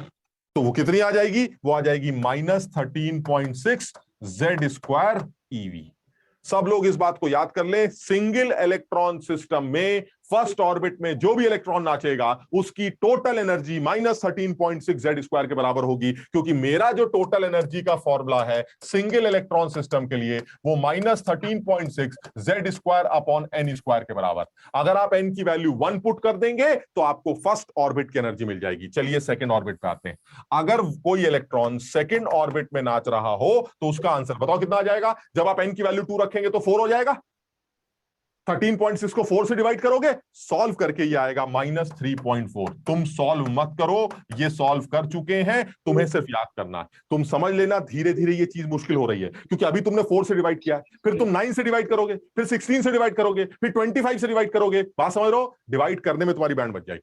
इसलिए मैं चाह रहा हूं कि तुम 7 लेवल पहले से याद करके चले जाओ। The first level is -13.6 Z², the second level is -3.4, the third level is n = 3 and the energy is -1.51 Z² EV। अगर n की वैल्यू 4 ले जाए तो n इज इक्वल टू 4 होगी and this is 0.85 z square EV। अगर n की value 5 ली जाती है तो n इज इक्वल टू 5 होगा, आपको 25 से डिवाइड करना पड़ेगा, it will be 0.544 z square EV। अगर n की वैल्यू 6 ली जाती है then n is equal to 6 and it will be minus 0.38 z square EV। और एक और याद कर लेते हैं, n इज इक्वल टू 7 के केस में it will be minus 0.28 z square EV। और ऊपर बढ़ते जाओ, इलेक्ट्रॉन की एनर्जी बढ़ती जा रही है या घटती जा रही है? बढ़ती चली जा रही है, क्योंकि माइनस की वैल्यू है। धीरे धीरे जब आप n is equal to infinity में पहुंचेंगे, बताओ जब n की वैल्यू इंफिनिटी रखेंगे तो इलेक्ट्रॉन की एनर्जी कितनी आएगी? जीरो। यानी कि जब n is equal to infinity होगा तो ये इलेक्ट्रॉन की एनर्जी जीरो ही होगी। यानी जैसे जैसे आप ऊपर उठते चले जा रहे हैं, इलेक्ट्रॉन की एनर्जी लगातार बढ़ती चली जा रही है और वो इनफाइनाइट पहुंचते ही इलेक्ट्रॉन की एनर्जी जीरो होती। जब तक इलेक्ट्रॉन न्यूक्लियस के अट्रैक्शन में है तब तक उसकी टोटल एनर्जी नेगेटिव रहेगी, और जैसे ही वो न्यूक्लियस के अट्रैक्शन से बाहर आया उसकी एनर्जी फौरन जीरो हो जाएगी। समझो, ये 7 एनर्जी लेवल्स मुझे याद करने चाहिए। क्यों मैं ऐसा बोल रहा हूं? क्योंकि तुम खुद सोचो, अगर मैं तुमसे 7th ऑर्बिट की एनर्जी कैसे निकालोगे, तो 7th ऑर्बिट के लिए तुम क्या करोगे? 49 से डिवाइड करोगे। तुमको 2 से डिवाइड करना आता नहीं है, तुम 49 से क्या डिवाइड करोगे? बात समझ रहे हो? तो इसलिए पहले से ये 7 एनर्जी लेवल याद करके चलो। पहले से याद करोगे तो एग्जाम में कम से कम इस एरर से बच जाओ, ये एरर नहीं होगी। और सब लोग इसको याद करेंगे, मतलब तुम सोच भी नहीं सकते कि तुम्हें ये याद करने से कितना फायदा हो जाएगा। मतलब अभी तो हम तुम्हें बता भी नहीं सकते कि कितना फायदा हो जाएगा। आप देखिएगा धीरे धीरे जैसे ये चैप्टर और आगे बढ़ेगा तुम्हें समझ में आएगा कि यार ये तो बहुत आसान हो गया, ये 7 एनर्जी लेवल्स याद करने से बहुत फायदा हो। तुम देखना धीरे धीरे। सब लोग ये एनर्जी लेवल नोट कर लिए? मुझे लगता है जो याद करना चाहते हैं उनको अभी भी याद हो जाएगा। First energy level minus 13.6 z square EV, second minus 3.4 z square, third minus 1.51 z square, fourth minus 0.85 z square, fifth 0.544 z square, then minus 0.38 minus 0.28 z square EV। ये सातों एनर्जी लेवल याद कर लेंगे। अब आप बताइए इसका फायदा सुनिए। पहला फायदा दिखा रहा हूं मैं, ये तो बहुत छोटा फायदा है। अगर कोई इलेक्ट्रॉन हाइड्रोजन के अंदर 5 से 2 में गिरे तो बताइए जो फोटोन निकलेगा उसकी वेवलेंथ एंगस्ट्रॉम में क्या होगी? पहला फायदा। सर वो तो बड़ा मुश्किल हो जाएगा सर, रिडबर्ग वाला फॉर्मूला लगाना पड़ेगा। नहीं नहीं नहीं, 5 का एनर्जी आता है इलेक्ट्रॉन का। हाइड्रोजन की बात कर रहे हैं तो Z की वैल्यू 1 होगी। इसका मतलब इस ऑर्बिट में जो इलेक्ट्रॉन घूम रहा है उसकी एनर्जी माइनस 0.544 EV। जब वो सेकंड में आएगा तो उसकी एनर्जी माइनस 3.4 EV। दोनों का डिफरेंस निकालोगे तो फोटोन की एनर्जी EV में आ गई। 12400 वाले फॉर्मूले में पुट कर देना, फोटोन की वेवलेंथ लैम्डा एंगस्ट्रॉम में आ जाएगी। बात खत्म। कुछ समझ में आया ना? इसमें रिडबर्ग चाहिए ना इसमें कुछ चाहिए सिर्फ। लेकिन मुश्किल क्या है सर? कम से कम ये तो याद करना पड़ेगा। हाँ तो बेटा ये याद करोगे तो ज्यादा आसान हो जाएगा तुम्हारे लिए सवाल करना, क्योंकि कैलकुलेशंस बहुत कम हो जाएंगे। मैं इनको अगर सबने नोट कर लिया हो तो एक सवाल तुम्हें दिखाता हूं, तुम्हें समझ में आ जाएगा कि इसका फायदा है। हाँ सर, ये n इज इक्वल टू 7 में नेगेटिव 2.8 है। अच्छा, ये कौन पूछ रहा है? वही है क्या अपना वाला? No sir. नहीं सर। अच्छा, ये कौन है? आदित्य सर। आदित्य है भैया। अरे जब टोटल एनर्जी माइनस में ही होती है तो माइनस ही तो होगा, वो माइनस के साथ जुड़ गया वो।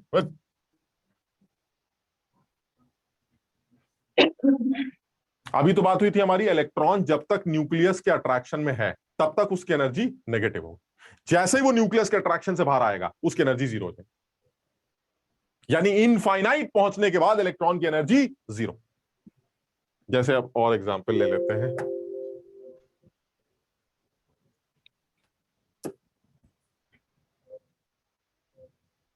देखो जरा जल्दी से बताओ, आप ये आंसर निकालते हैं। मतलब हम सिर्फ शॉर्ट में लिख रहे हैं, लैंग्वेज नहीं लिख रहे हैं। This is 3, this is 1, helium plus ion. बल्कि पहले थोड़ा सा मुश्किल ना करके आसान ले लेते हैं ताकि कैलकुलेशन और कम हो जाए। हाइड्रोजन एटम, तुम्हें बताना है wave length of photon emitted in angstrom. ये सवाल आएगा। अब इसमें बहुत सारे बच्चे इस सवाल को कैसे करेंगे, बहुत सारे बच्चे इस सवाल को रिडबर्ग कांस्टेंट वाले फॉर्मूले से करेंगे। वो कैसे करेंगे बताओ? रिडबर्ग वाला भी तुम कर लोगे ना, कैसे करेंगे बताओ? 1 is equal to R into Z square, hydrogen का 1 का square into 1/1 square minus 1/3 square. बताओ ये ठीक है? इससे रिडबर्ग की वैल्यू पुट करेंगे, लेकिन आंसर लैम्डा नहीं आएगा, 1/λ आएगा, उसको उल्टा करना पड़ेगा। क्लियर है? ठीक, तो थोड़ा सा टाइम लगेगा। ठीक, दूसरा तरीका क्या है, इसको भूल जाते हैं। दूसरा तरीका क्या है, आपको अगर लैम्डा एंगस्ट्रॉम में चाहिए तो सीधे सीधे निकाल लेते हैं 12400 divided by delta E in EV. तुम बता सकते हो delta E that is photon की एनर्जी ईवी में कैसे निकालोगे, जो फोटोन बाहर निकल के आ रहा है। सर इलेक्ट्रॉन की एनर्जी यहां पता होनी चाहिए ईवी में, इलेक्ट्रॉन की एनर्जी यहां पता होनी चाहिए। याद है थर्ड ऑर्बिट में इलेक्ट्रॉन की एनर्जी -1.51 होती है, Z इज इक्वल टू 1, और फर्स्ट ऑर्बिट में उसकी एनर्जी -13.6 eV होती है। दोनों का डिफरेंस ले लेंगे तो डिफरेंस लेते ही आपको कितना मिल जाएगा भाई? डिफरेंस दोनों का 12.09, यानी आपने 12.09 से डिवाइड किया, आपको सीधे सीधे एंगस्ट्रॉम में आंसर मिल गया। कोई कैलकुलेशन नहीं है, लास्ट में ये कैलकुलेशन करनी पड़ेगी, और ये सारी कैलकुलेशन आप पहले कर चुके हैं, इसलिए आपको ये सवाल करना ज्यादा आसान मिल जाए।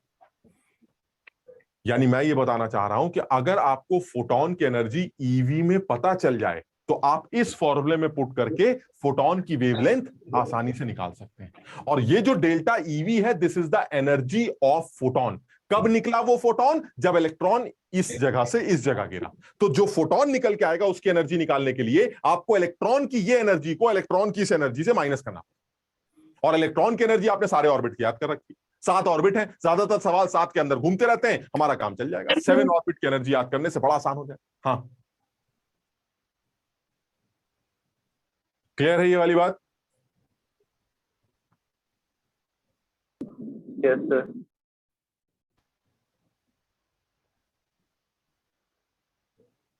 सब लोग इसको आराम से समझो भाई, ये थोड़ा सा मुश्किल है क्योंकि ये पहली बार ही कर रहे हो तुम लोग, तो तुम्हें कम समझ में आएगा, बट इसको एक बार समझ लोगे तो ये लगेगा कि इसमें कुछ मुश्किल नहीं है, आसान सी कहानी चल रही है। सिर्फ इतनी क्लैरिटी होनी चाहिए कि फोटोन जो निकल के आ रहा है वो एनर्जी का एक बंडल, वो क्यों निकल के आ रहा है? क्योंकि इलेक्ट्रॉन को अपनी हायर एनर्जी लेवल से लोअर एनर्जी लेवल पे जंप करना है।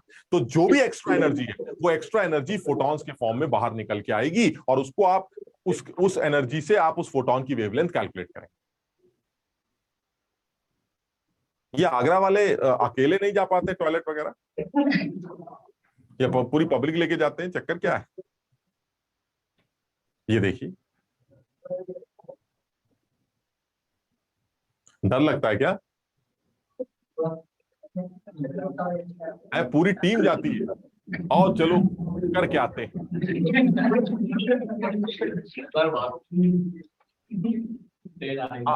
हाँ भाई, ये वैभव समझ में आया बेटा? Yes sir. चलिए और बात करते हैं इसी के अंदर। अच्छा, ये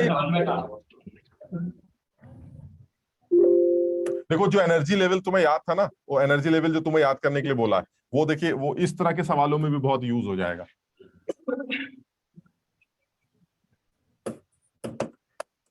find out the potential energy of an electron moving in such orbit where its angular momentum is, एक सेकेंड थोड़ा सा अच्छा कर लेते हैं, is 3h/π। बढ़िया सवाल, एकदम छोटा सा, एकदम मेंस लेवल का एक छोटा सा ऑब्जेक्टिव। बहुत सारे बच्चे गलत करके आएंगे क्योंकि इसमें चीजों को वो लिंक नहीं कर पाएंगे। अब तुम समझने की कोशिश करो, सवाल में सब कुछ दे रखा है मैंने। तुम्हें सवाल में पूछा गया है कि उस इलेक्ट्रॉन की पोटेंशियल एनर्जी क्या है जो एक ऐसे ऑर्बिट में घूम रहा है जिसमें of an electron in hydrogen atom. थोड़ा सा आसानी कर लेते हैं, ज्यादा कैलकुलेशन नहीं रखते हैं। हाइड्रोजन एटम, तो हाइड्रोजन एटम के अंदर एक इलेक्ट्रॉन जो है वो किसी एक ऐसे ऑर्बिट में घूम रहा है जहां उसका ऑर्बिट एंगुलर मोमेंटम वो 3h/π। आपको बताना है कि उस इलेक्ट्रॉन की पोटेंशियल एनर्जी कितनी।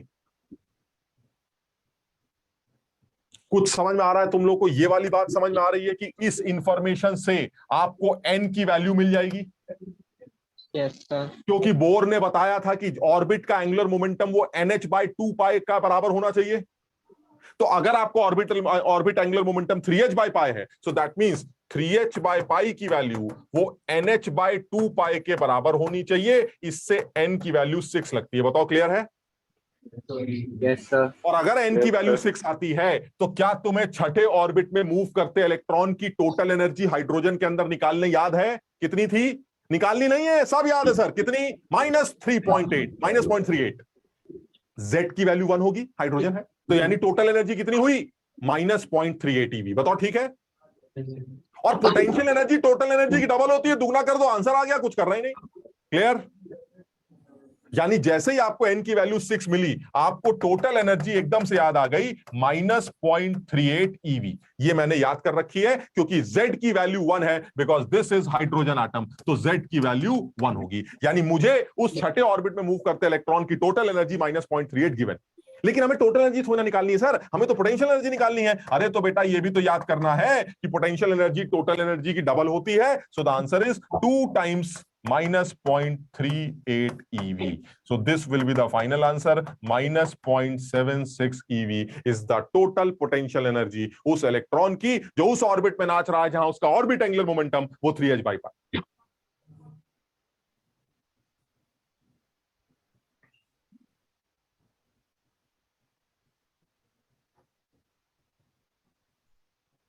कुछ समझ भी पा रहे हो?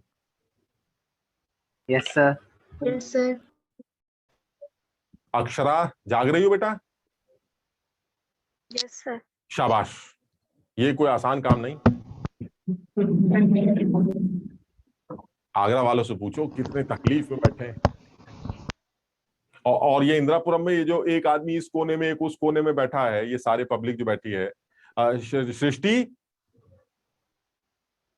है? सर है ही नहीं। सृष्टि है नहीं। आरुषा नहीं है। वो भी नहीं है, तो फिर है कौन? सर उसने सृष्टि ने ऑनलाइन ज्वाइन करा था शायद। अच्छा, पीछे कुछ 2 महिलाएं दिखाई दे रही हैं, लेकिन मुझे उनका नाम नहीं पता। तुम लोगों को बेटा समझ में आ रहा है पीछे जो बैठी हुई हैं मैम्स?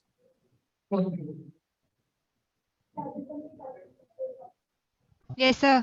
शाबाश। तुम्हें बेटा बगल वाली जो बच्ची है उसके भी समझ में आ रहा है? Yes sir. ठीक। और तुम्हारे बगल में जो साहब बैठे हैं उनके भी समझ में आ रहा है? Yes sir.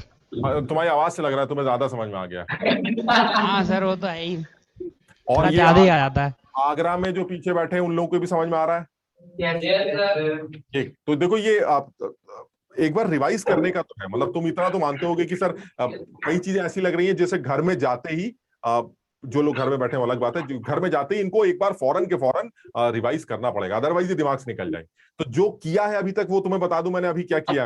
हमने सिर्फ इतना सीखा है अभी कि अगर कोई इलेक्ट्रॉन ऊपर से नीचे गिरता तो वो फोटोन एमिट करता। गिरता इलेक्ट्रॉन है, निकलता फोटोन है। क्यों? क्योंकि इलेक्ट्रॉन की जो एनर्जी का डिफरेंस है वो एक बंडल के फॉर्म में बाहर निकल के आएगा और उस बंडल की अपनी एक वेवलेंथ होगी जो कि hc/λ से निकाली जाएगी। तो हमने जो सीखा वो ये कि वो फोटोन की वेवलेंथ लैम्डा निकालने के 2 तरीके। एक तो रिडबर्ग को बुला लिया जाए, 1/λ = rz² 1/n1² -1/n2² करके 1/λ निकाला जाए और फिर लैम्डा निकाला जाए। सर बड़ी मुसीबत का काम। और दूसरा हमने क्या सीखा कि अगर मुझे दोनों ऑर्बिट्स की एनर्जी ईवी में पता चल जाए जहां इलेक्ट्रॉन गिर रहा है, तो उनका डिफरेंस वो मैं 12400 वाले फॉर्मूले में पुट करके डायरेक्ट वेवलेंथ निकाल सकता हूं फोटोन की, एंगस्ट्रॉम, डायरेक्ट। दोनों बातें समझ में आ गई हैं? ये हैं? समझ में आई भाई ये? दूसरी बात क्या बताई? दूसरी बात ये बताई कि मैंने 7 एनर्जी लेवल पहले से याद कर लिए। मैंने 7 एनर्जी लेवल याद कर रखे हैं ताकि कम से कम ये दिक्कत ना आए कि वो मुझसे पूछे कि एक इलेक्ट्रॉन चौथे ऑर्बिट में नाच रहा है, बताओ उसकी काइनेटिक एनर्जी कितनी है। मैं निकालूंगा नहीं सर। चौथे ऑर्बिट की एनर्जी मैंने याद कर रखी है, -0.85 Z² होगी। अब आप Z की वैल्यू बता दीजिए, मैं अभी पुट करके आपको आंसर बताता हूं। आपका बहुत तगड़े कैलकुलेशंस को अवॉइड कर सकते हैं अगर ये 7 एनर्जी लेवल याद कर ले। और मैं तो आपको ये तक नहीं बता सकता कि इसका कितना फायदा हो जाएगा, तुम सोच भी नहीं सकते। इतना फायदा आप सोच भी नहीं सकते, आप समझ लीजिए। लेकिन वो तभी जब आप ये 7 एनर्जी लेवल्स याद रखें। तो कम से कम हम सब लोग अगली क्लास में आने से पहले ये 7 एनर्जी लेवल जरूर याद करके आएंगे। क्लियर है ये वाली बात? याद कर लोगे? चलिए और आगे बढ़ते हैं। अच्छा, अब वो ये कह रहा है कि भाई ठीक है, आप फोटोन की आपने वेवलेंथ निकाल ली, जो फोटोन एमिट हो रहा है आपने उसकी वेवलेंथ निकाल ली, सब ठीक। मुझे जरा सा और बताइए, और बोर मॉडल में किस तरह के सवाल पूछे जा सकते हैं। अब मैं आता हूं और अलग अलग कैटेगरीज पे। पहली कैटेगरी क्या थी, रेडियस बता दो, वेलोसिटी निकाल लो इलेक्ट्रॉन की, सीधे फॉर्मूला पुट कर दिया, एक्सेलरेशन निकाल लो, टाइम पीरियड निकाल लो, फ्रीक्वेंसी निकाल लो, टोटल एनर्जी निकाल लो, काइनेटिक एनर्जी निकाल लो, पोटेंशियल एनर्जी निकाल लो, फोटोन की वेवलेंथ निकाल लो अगर आप नीचे से ऊपर गिर रहे हैं, वगैरह वगैरह। सर ये कैटेगरी है जो पूछी जाती। अब आते हैं दूसरी कैटेगरी के सवाल। वो जो कैटेगरी है दूसरी कैटेगरी, वो कुछ डेफिनेशन से रिलेटेड। अब मैं कुछ डेफिनेशंस दिखा रहा हूं जो सिंगल इलेक्ट्रॉन सिस्टम्स के लिए एप्लीकेबल हैं। मुझे उन डेफिनेशंस को याद रखना है और फिर उसके ऊपर आने वाले सवालों के बारे में भी डिस्कशन करना। तो मैं कुछ डेफिनेशंस दिखाने जा रहा हूं जो सिंगल इलेक्ट्रॉन सिस्टम के लिए एप्लीकेबल हैं। अगर तुम्हें दिख रहा हो तो बताओ, क्या तुम्हें यह नजर आ रहा है कि यह पहली डेफिनेशन ग्राउंड स्टेट की लिखी गई? ब्राइटनेस ज्यादा है तो तुम आंखें थोड़ी दबा लो अपनी, समझ लो। तो अब जो है वो है, अगर नहीं दिख पा रहा है तो इसको अगली क्लास में देख लेना, अदरवाइज मैं पढ़ के दिखा देता हूं। कोशिश करो देखने की, मतलब समझो, अगर कोशिश करोगे तो शायद दिख जाए। ये मैंने पहली डेफिनेशन लिखी है ग्राउंड स्टेट। ठीक दिखाई दे रहा है, ग्राउंड स्टेट लिखा हुआ है। ये देख रहे हो, यहाँ ग्राउंड स्टेट दिखा है, ये देखो दिख रहा है ये। अबे यहाँ नहीं लिखा है ग्राउंड स्टेट, यहाँ लिखा है। इसका मतलब तुम लोग को दिख ही नहीं रहा। अरे दिख रहा है, पीछे वाले बोल रहे हैं। हाँ तो ये पीछे वाले फर्जी हैं सब भाई, इनसे मुलाकात होगी जिस दिन आगरा पहुंचेंगे, उस दिन खून खराबा होगा, उस दिन खून खराबा होगा। पीछे वाला कोई एक बच्चा अपना नाम बता दे, बस एक।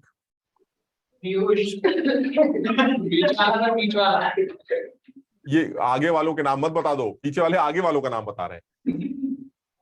कोई एक नाम बता दो, हम उसी को ढूंढते हुए आगरा पहुंचेंगे, उसी को ढूंढते हुए। तन्मय, बस तन्मय तुम गए बेटा। हम ये कह रहे हैं, ये तन्मय तुम्हें ग्राउंड स्टेट लिखा दिख रहा है बेटा? ठीक, तुम्हें ये थोड़ा सा मुश्किल हो रहा होगा लेकिन पढ़ने में आ रहा है कि नहीं? ठीक है, तो यानी ये पहली डेफिनेशन है, ये हमारी पहली डेफिनेशन है जो ग्राउंड स्टेट को रिप्रेजेंट करती है। आपकी इस डेफिनेशन की ऐसी की तैसी आप अपने हिसाब से बताइए, एक एटम के अंदर ग्राउंड स्टेट किसे कहेंगे आप? ग्राउंड स्टेट, एक इलेक्ट्रॉन की ग्राउंड स्टेट, यानी एक इलेक्ट्रॉन ग्राउंड स्टेट में है। इसका क्या मतलब? सर बड़ा आसान है, ये इलेक्ट्रॉन जो है हमारा न्यूक्लियस के सबसे करीब है, सबसे शांत इलेक्ट्रॉन है, जिसकी एनर्जी सबसे कम है। सर आप उस इलेक्ट्रॉन की बात कर रहे हैं लग रहा है, बिल्कुल शांत इलेक्ट्रॉन मेरा, जो ग्राउंड स्टेट पर है, जो न्यूक्लियस के सबसे करीब है। बताओ समझे बात? यानी मैं पहली डेफिनेशन बताने जा रहा हूं। पहली डेफिनेशन है इलेक्ट्रॉन यानी ग्राउंड स्टेट, इलेक्ट्रॉन की वो स्टेट है जहां उसकी मिनिमम एनर्जी होती है, यानी न्यूक्लियस के सबसे करीब। अभी तुमने क्या बताया था, जैसे जैसे न्यूक्लियस से दूर होते जाओगे उसकी एनर्जी बढ़ती चली जाएगी। तो सबसे कम एनर्जी कहां होगी? जहां वो न्यूक्लियस से सबसे ज्यादा टाइटली बाउंडेड होगा। और न्यूक्लियस से सबसे ज्यादा टाइटली बाउंडेड इलेक्ट्रॉन कहां होगा? न्यूक्लियस के सबसे करीब, and that is n is equal to 1। बताओ समझे? यानी पहली डेफिनेशन बिल्कुल क्लियर है और बहुत ही आसान सी डेफिनेशन है, इसमें कोई दिमाग नहीं लगाना है, बिल्कुल सीधा समझ में आता है, इसमें कोई दिमाग नहीं लगाना है और डायरेक्टली ये लिखना है कि हमारे पास n इज इक्वल टू जो 1 होता है, this is ground level. Ground level को n इज इक्वल टू 1 कहा जाता है, this is minimum energy level, minimum energy level, ये इलेक्ट्रॉन की मिनिमम एनर्जी लेवल। अब अगर सोच के तुमसे ये पूछा जाए कि क्या आप बता सकते, ये जो लिखा है उसको भूल जाइए, आप अपनी तरफ से बताइए, हाइड्रोजन की ग्राउंड स्टेट की एनर्जी क्या है? हाइड्रोजन एटम के लिए ग्राउंड स्टेट में चहलते हुए इलेक्ट्रॉन की एनर्जी कितनी होगी? सर मैंने याद कर रखा है, बताइए कितनी होती है ग्राउंड स्टेट एनर्जी? -13.6 और हाइड्रोजन के लिए Z की वैल्यू 1 होगी, तो यानी दिस इज -13.6 EV। अच्छा ये बताओ हीलियम प्लस के लिए कितनी होगी? -13.6 into Z square, that is 4, -54.4 EV। Clear है? अगर लिथियम +2 के ग्राउंड स्टेट की एनर्जी चाहिए तो कितनी होगी? -13.6 इंटू Z स्क्वायर, और इस बार Z होगा 3 का square. Clear? So this will be minus कुछ आएगा, -122.4 EV। यानी मेरे कहने का मतलब है, अगर आप सिंगल इलेक्ट्रॉन सिस्टम के ग्राउंड स्टेट की एनर्जी की बात करते थे, all are single electron system. भाई देखो, मैं बार बार ये बात नहीं बताऊंगा, मैं कई बार ये बात कर चुका हूं, ये सब कुछ जो तुम पढ़ रहे हो वो सिंगल इलेक्ट्रॉन सिस्टम के लिए एप्लीकेबल है। Z कुछ भी हो सकता है, लेकिन इलेक्ट्रॉन 1 होने चाहिए। इसका Z 1, इसका Z 2, इसका Z 3, लेकिन सब में इलेक्ट्रॉन्स कितने हैं? 1, because all these formulas are applicable for a single electron system. So the energy of ground state, what is ground state? Ground state is minimum energy level, and that minimum energy level is n is equal to 1. तो ground state energy आप किसी भी single electron system की calculate कर सकते हैं, and that is always equal to, अगर मैं जनरल फॉर्मूला लिखना चाहूं तो ग्राउंड स्टेट एनर्जी हमेशा क्या होगी? ग्राउंड स्टेट एनर्जी होगी -13.6 Z² EV. This is the ground state energy of any single electron system. आप Z की वैल्यू पुट करते रहिए, आपको ग्राउंड स्टेट की एनर्जी मिलती है। क्लियर? चलिए अब आते हैं सेकंड डेफिनेशन पर। सेकंड डेफिनेशन इसे हटा दे भाई। अच्छा एक सेकंड, अगर मान लो मैं तुमसे कहूं कि किसी सिंगल इलेक्ट्रॉन सिस्टम की ग्राउंड स्टेट की एनर्जी मुझे दे रखी है, सवाल में बताइए वो आदमी कौन है? निकाल लोगे? Yes sir. जो दे रखी है उसको इससे इक्वेट कर दोगे, Z आ जाएगा। Z आ गया तो आदमी आ जाएगा। बताओ, समझे बात? यानी अगर मुझसे ये कह दिया जाए कि एक सिंगल इलेक्ट्रॉन सिस्टम है जिसकी ग्राउंड स्टेट एनर्जी -122.4 eV है, बताइए उसके चौथे ऑर्बिट की पोटेंशियल एनर्जी क्या होगी? कितने लोग कर लेंगे सवाल? फिर से पूछे। एक सिंगल इलेक्ट्रॉन सिस्टम की जो ग्राउंड स्टेट एनर्जी है वो -122.4 eV। ठीक, आपको बताना है उस सिंगल इलेक्ट्रॉन सिस्टम में अगर कोई इलेक्ट्रॉन चौथे ऑर्बिट में नाच रहा हो तो उसकी पोटेंशियल एनर्जी कितनी? 489। कुछ समझ में आया? सवाल समझ में आया? क्या तुम्हें Z पता चला? Yes sir. कितना आया? 3। यानी कौन सा सिंगल इलेक्ट्रॉन सिस्टम है ये?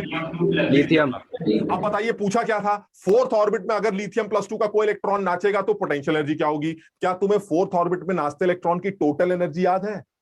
मैंने लिखवाई थी अभी, -0.85 Z²। ये याद करके अगर अगली क्लास में ना आए तो ना आना ही बेहतर रहेगा। बात समझ लो, इसलिए अगली क्लास में आने से पहले सब लोग ये 7 लेवल याद करके आएंगे। -0.85 Z² EV, ये कौन सी एनर्जी है? Total energy. Z की वैल्यू पता चल चुकी है? Yes sir. 3। यहां पुट कर दोगे टोटल एनर्जी आ जाएगा, उसको डबल कर देना, पोटेंशियल एनर्जी आ जाएगा। कुछ समझ में आई बात? यानी सिंगल इलेक्ट्रॉन की ग्राउंड स्टेट एनर्जी देने से आपको Z पता चल जाता है, और एक बार Z पता चल गया तो आपको जो खेलना है खेलते रहिए, आप हमारे साथ खेलते रहिए। क्लियर है? मैं इसके ऊपर कम से कम 50 सवाल ऐसे बना सकता हूं, और तुम्हें अगर जरा सी भी अकल हो ना और तुम्हें बात हल्की सी भी समझ में आ रही है तो 50 की जगह 40 सवाल तो तुम भी बना सकते हो। तो खेलने कूदने वाले सवाल हो गए। सर Z दे दिया, Z देने के बाद आप ये भी पूछ लेंगे सर ऊपर से नीचे गिरेंगे लैम्डा निकालो, यहां से वहां गिरेंगे लैम्डा निकालो, काइनेटिक एनर्जी का डिफरेंस निकालो, पोटेंशियल एनर्जी काइनेटिक एनर्जी का सम निकालो, कुछ भी पूछते रहिए। Z ही तो चाहिए ना। Z मैंने दे दिया, इनडायरेक्ट तरीके से दे दिया। कैसे? मैंने आपको ग्राउंड स्टेट की एनर्जी दे दी। जैसी ग्राउंड स्टेट की एनर्जी मिलेगी आप इसको इससे इक्वेट कर दीजिएगा, इक्वेट करते ही Z आ जाएगा, और एक बार Z आ गया तो सर हम कुछ भी निकाल सकते हैं। कुछ समझ में आया? सर जो ग्राउंड स्टेट की एनर्जी है वो दिख नहीं रही है। दिख नहीं रही है? एनर्जी कहाँ दिखती है बेटा? ये तो सब माया मोह है। ये बात तो सर जो आपने लिखा है सर वो, अच्छा जो मैंने लिखा है वो नहीं दिख रहा है, आप ये नहीं दिख रही। अच्छा ये जो हमने लिखा है वो ये लिखा है। असल में हमने कमाल की चीज लिख दी है ना, नायाब। आज ये बात जो आपने लिखी है सर, ये पहली बार आपने लिखी है सर। इससे पहले तो आपने कभी लिखा ही नहीं कि ग्राउंड स्टेट एनर्जी -13.6 Z² होती है। सर आपने कमाल कर दिया एकदम। -13.6 Z²। अरे इसमें क्या नया लिख दिया हमने यार? First level energy that is ground level energy -13.6 Z² होती है। ये तो तुम्हें पता? नैतिक समझ में आया बेटा? Yes sir. ये तो हमें पता है पहले से, और जिसको नहीं दिख रही थी अब उसको दिख रही है। किसको नहीं दिख रही थी? आगरा सेंटर। आगरा से नहीं, आगरा फंसाया जा रहा है। फंसाया जा रहा है। यस सर, तो झूठ है सर, हमें दिख रही थी। हाँ, हम आगरा वालों से अभी हमने जब पूछा था तुम्हें ग्राउंड स्टेट दिख रही है, तो तुमने अब बताया भी था कि तुम्हें ग्राउंड तुम लोग को सब कुछ बहुत क्लियर दिखता है। अच्छा, अब आते हैं सेकंड डेफिनेशन पे। सेकंड डेफिनेशन इंपॉर्टेंट डेफिनेशन है, और वो सेकंड डेफिनेशन हमें यहाँ नहीं दिख रही है क्योंकि हमें थर्ड दिख रही है, यानी हम सेकंड लिख के नहीं लाए हैं, तो हम सेकंड खुद ही लिख देते हैं। ये वाली स्लाइड अच्छी नहीं लग रही है, इसको डिलीट कर दीजिए। माइक वापस रख ले, मैं तो ऐसे ही मांगा था।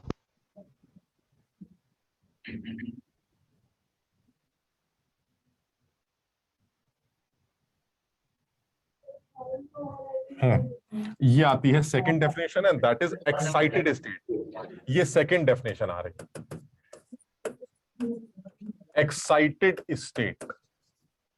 एक था ग्राउंड लेवल, अब आता है एक्साइटेड लेवल। साफ अकल कहती, सब लोग बिना बिना कोई केमिस्ट्री लगाए सब समझते हैं इस बात को, सर जहां मैं रहना चाहता हूं वो ग्राउंड लेवल, न्यूक्लियस के पास, इसके ऊपर जहां भी जाऊंगा वो एक्साइटेड लेवल ही होगा। बताओ समझे बात? यानी क्या लिखना चाहिए इसकी डेफिनेशन में? मुझे इसकी डेफिनेशन में सिर्फ एक लाइन लिखनी चाहिए, any energy level other than n is equal to 1 is excited level।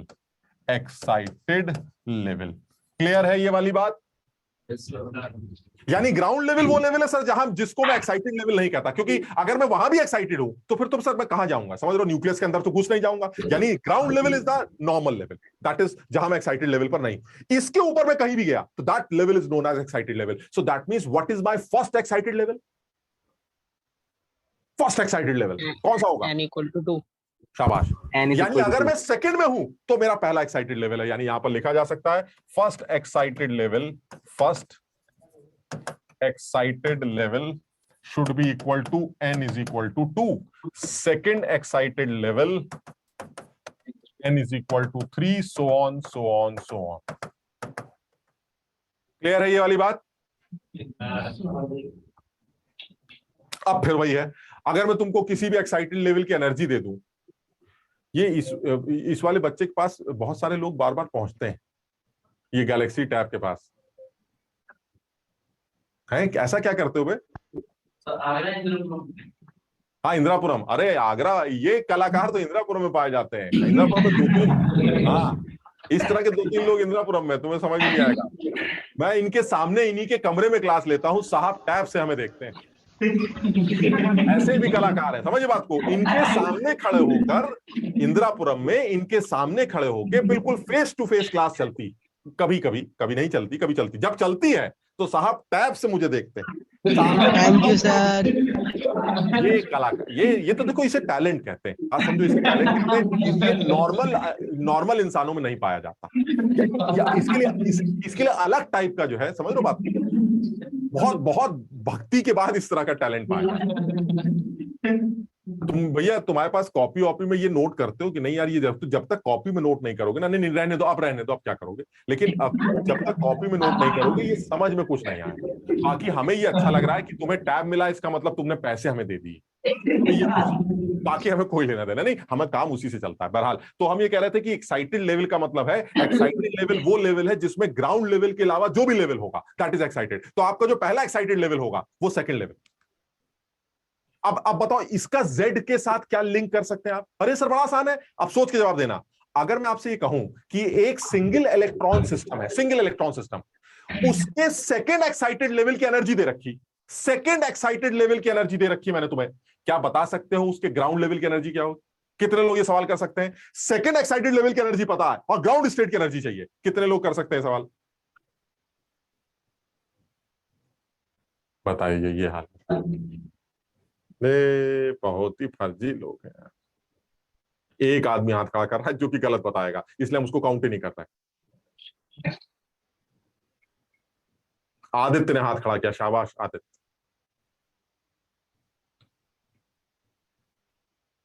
Second x, तुम्हें सवाल ही दे देते ना, लो सवाल कर लो तुम।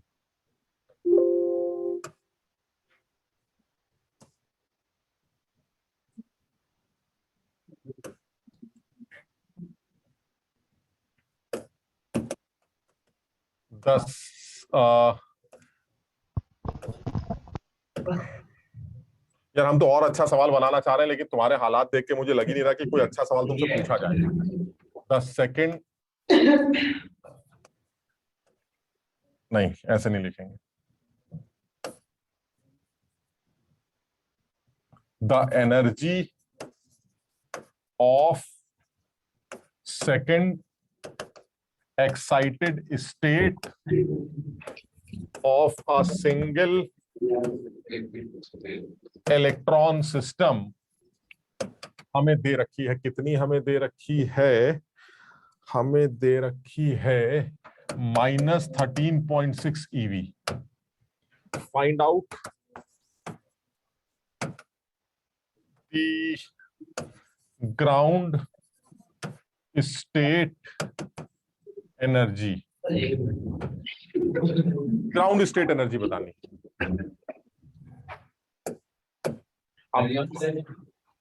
कितना ज्यादा फायदा होगा वो एनर्जी लेवल याद करने का, तुम्हें तो नहीं समझ में आएगा, लेकिन ये जो बच्चे याद करते हैं उनको ये फायदे दिखाई देते हैं।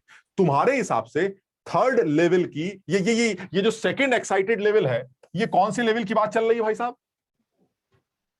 n इज इक्वल टू क्या दे रखा है? ये 3 दे रखा, 1 दे रखा है। ये देखिए एक कलाकार आया 1। ऐसे लोगों को जीने का अधिकार नहीं, या तो स्वयं या किसी से कह के। कैसे आदमी n इज इक्वल टू 1 कौन बोल रहा था? ये आगरा से ही होगा कोई।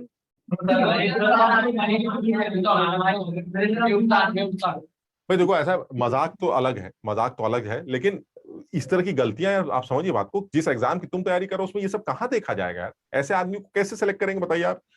Second excited, ground level is 0 excited, first is second level is first excited, -54.4 eV। हाँ बिल्कुल, -54.4 eV। ये गलत आ रहा है। ठीक, अच्छा अब इसमें चेक करते हैं।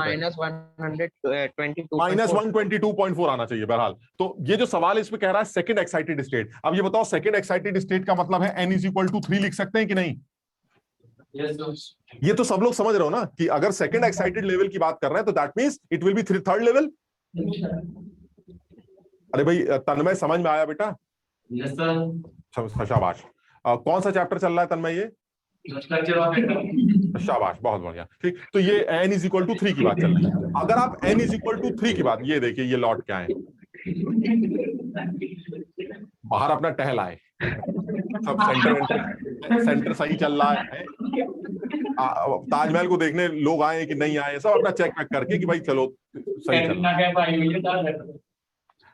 मैं ये कह रहा हूं n इज इक्वल टू 3 का मतलब ये हुआ कि आप थर्ड लेवल की बात कर रहे हैं, that is my second excited level. ठीक, अब तुम ये बताओ, इसको सब भूल जाओ, तुम ये बताओ मुझे, तुम्हारे हिसाब से अगर कोई इलेक्ट्रॉन थर्ड लेवल में है तो उसकी एनर्जी कितनी होनी चाहिए तुम्हारे हिसाब से? इसको भूल जाओ।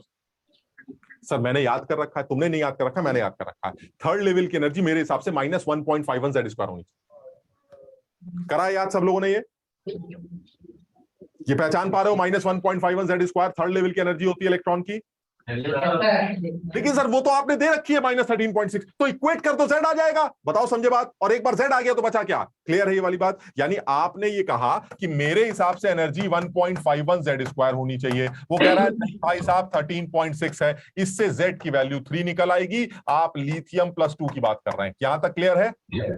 चलिए ठीक है, आप बताइए क्या निकालना चाह रहे हैं? ग्राउंड स्टेट की एनर्जी चाहिए। लो भैया बिल्कुल बकवास हो गया। ग्राउंड स्टेट एनर्जी जो होती है वो -13.6 Z² होती है, और Z की वैल्यू आप ऑलरेडी निकाल चुके हैं। ये वैल्यू -122.4 eV आई। खत्म हो गया सवाल।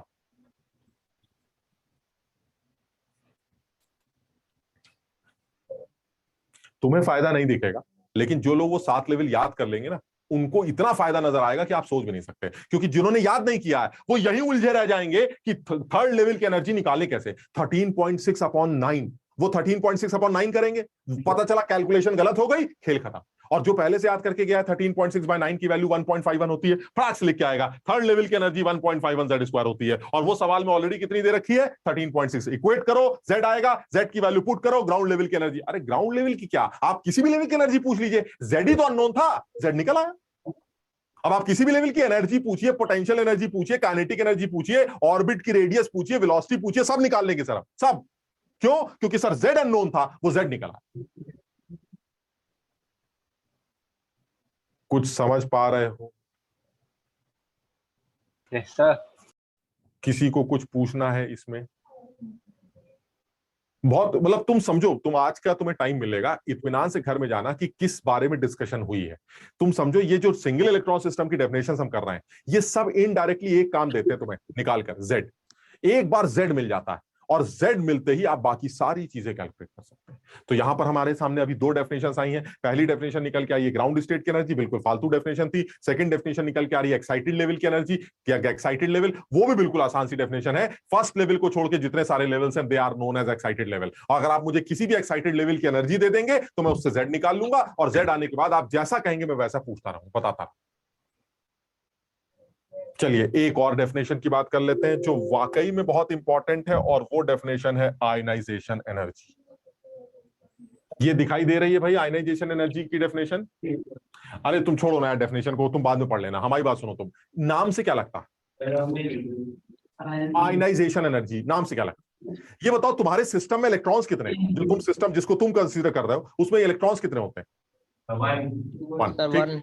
और वो वन रहता कहां है, रहना कहां चाहता है? ग्राउंड लेवल, ग्राउंड लेवल के पास, ग्राउंड लेवल पर न्यूक्लियस के पास। ठीक, मैं कह रहा हूं मैं आयनाइज करना चाहता हूं तुम्हें। आयनाइज का मतलब क्या हुआ? अरे सर एक ही तो इलेक्ट्रॉन है, इसका मतलब आप उसको भी बाहर निकालना चाहते हैं, यही मतलब हुआ। ठीक, यानी एक इलेक्ट्रॉन ग्राउंड लेवल पर, अब आप उसको बाहर निकालना चाहते हैं, दैट इज आयनाइजेशन। बाहर निकाल के कहां छोड़ेंगे आप उसको?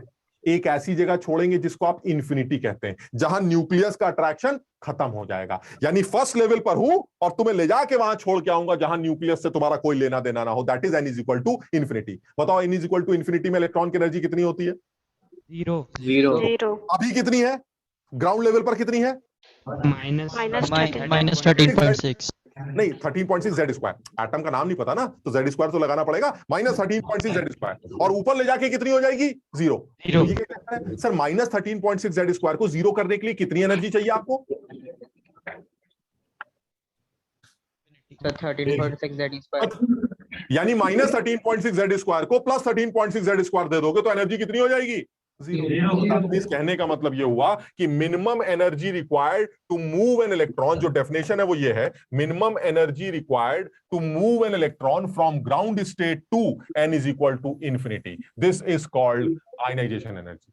यानी वो मिनिमम एनर्जी जो ग्राउंड स्टेट इलेक्ट्रॉन को इन्फिनिटी में छोड़ आती है, उसे आयनाइजेशन एनर्जी का नाम दिया जाता है। और वो आयनाइजेशन एनर्जी बिल्कुल साफ दिखाई देता है कि आप अगर ग्राउंड लेवल पर हैं n इज इक्वल टू 1 पर, तो आपकी एनर्जी माइनस 13.6 जेड स्क्वायर होगी। और अगर मैं आपको यहां छोड़ के आता हूं जिसको n is equal to infinity कहते हैं, तो आपकी एनर्जी 0 EV होगी। अब माइनस 13.6 को जीरो करने के लिए कितनी एनर्जी देनी होगी ये तो बच्चा भी बता देगा। माइनस 13.6 को जीरो करने के लिए प्लस 13.6 देना पड़ेगा। So that plus 13.6 is ionization energy.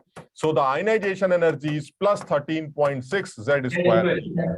यानी किसी भी सिंगल इलेक्ट्रॉन सिस्टम की जो आयनाइजेशन एनर्जी होती है वो 13.6 जेड स्क्वायर ईवी के बराबर होती है। क्यों? क्योंकि वो एनर्जी ग्राउंड लेवल में रहने वाले इलेक्ट्रॉन को जब मिलती है तो उसकी एनर्जी दिस प्लस दिस हो जाती है। बताओ प्लस 13.6 और माइनस 13.6 जेड स्क्वायर मिलकर क्या बन जाएगा? जीरो। और जीरो होते इलेक्ट्रॉन की एनर्जी जीरो हो गई तो कहां चला गया? इन्फिनिटी। इसका मतलब ये हुआ इलेक्ट्रॉन को ग्राउंड लेवल से इन्फिनिटी में छोड़ने के लिए मिनिमम जितनी एनर्जी की रिक्वायरमेंट है, that is known as ionization energy, and the value is 13.6 Z square. यानी सब लोग इस आयनाइजेशन एनर्जी का भी फॉर्मूला याद रख लेते हैं। सिंगल इलेक्ट्रॉन सिस्टम की ionization energy 13.6 Z square eV होती है। अगर आपको किसी भी सिंगल इलेक्ट्रॉन सिस्टम की आयनाइजेशन एनर्जी गिवन हो तो आप उसको इस वैल्यू से इक्वेट करके जेड निकाल लेंगे, और एक बार जेड आ जाएगा तो आगे कुछ भी कैलकुलेट कर लेंगे।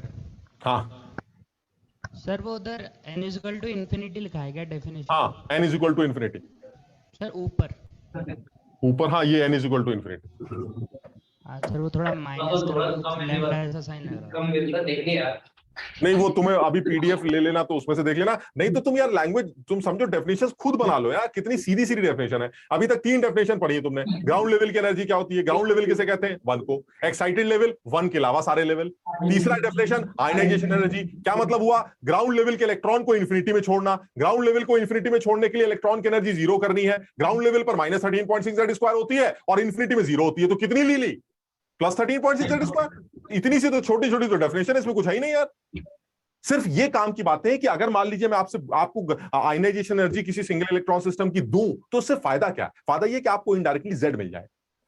वो Z के मिलते ही आपका काम चल जाएगा। लो लास्ट सवाल, एक जाते जाते एक आखिरी सवाल करते हैं, फिर अगली क्लास में बात करेंगे। सब लोग इस सवाल का आंसर देने की कोशिश करें।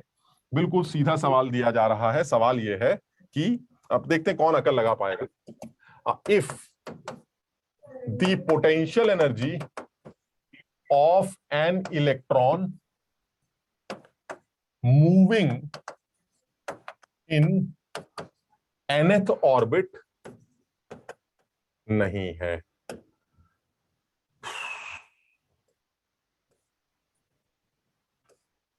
moving in 4th orbit of a single electron system is, कितनी ली जाए potential energy 4th orbit. 4th orbit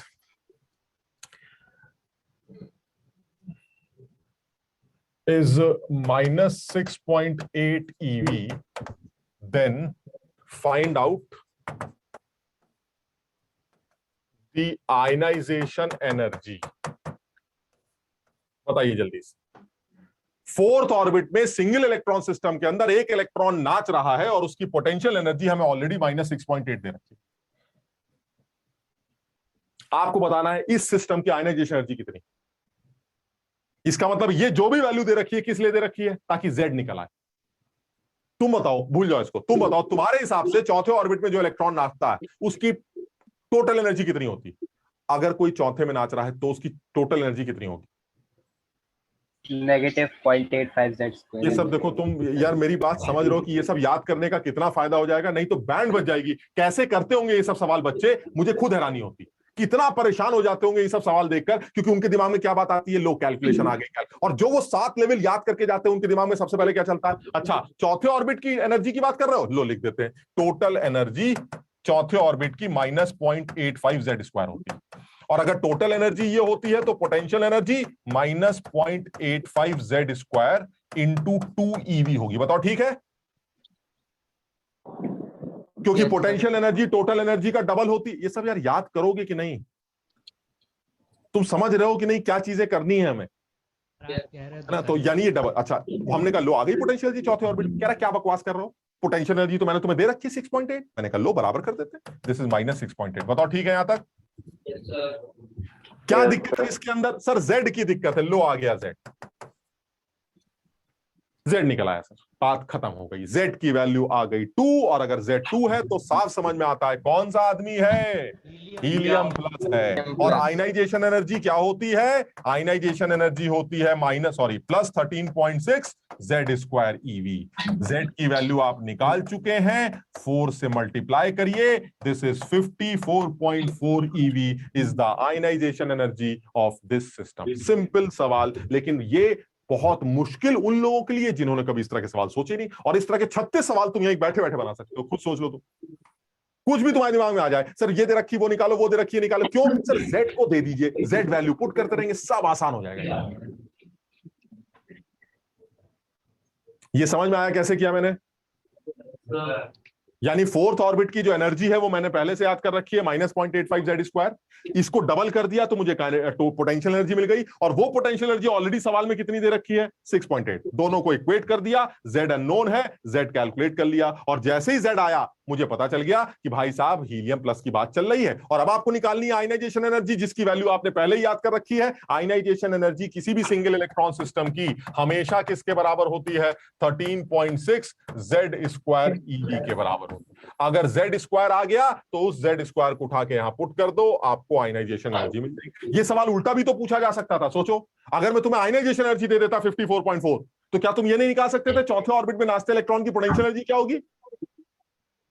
भाई अगर ये दे रखा है तो इसका मतलब इस वैल्यू को इससे इक्वेट करना है। फिर बड़े लल्लू हो गए। Yes sir. चलो बाय बाय। भाई तुम लोग जो है ना एक काम करना, दो रास्ते। मुनक्का जानते हो? मुनक्का, यस सर। बादाम, बादाम सुना है? बादाम जो आलमंड्स होते हैं, आलमंड्स को रात में भिगो दिया करो, 5 मुनक्के और 5 बादाम, ठीक? और सुबह जो है ब्रश करके बढ़िया छील के दोनों लोगों को खाया करो।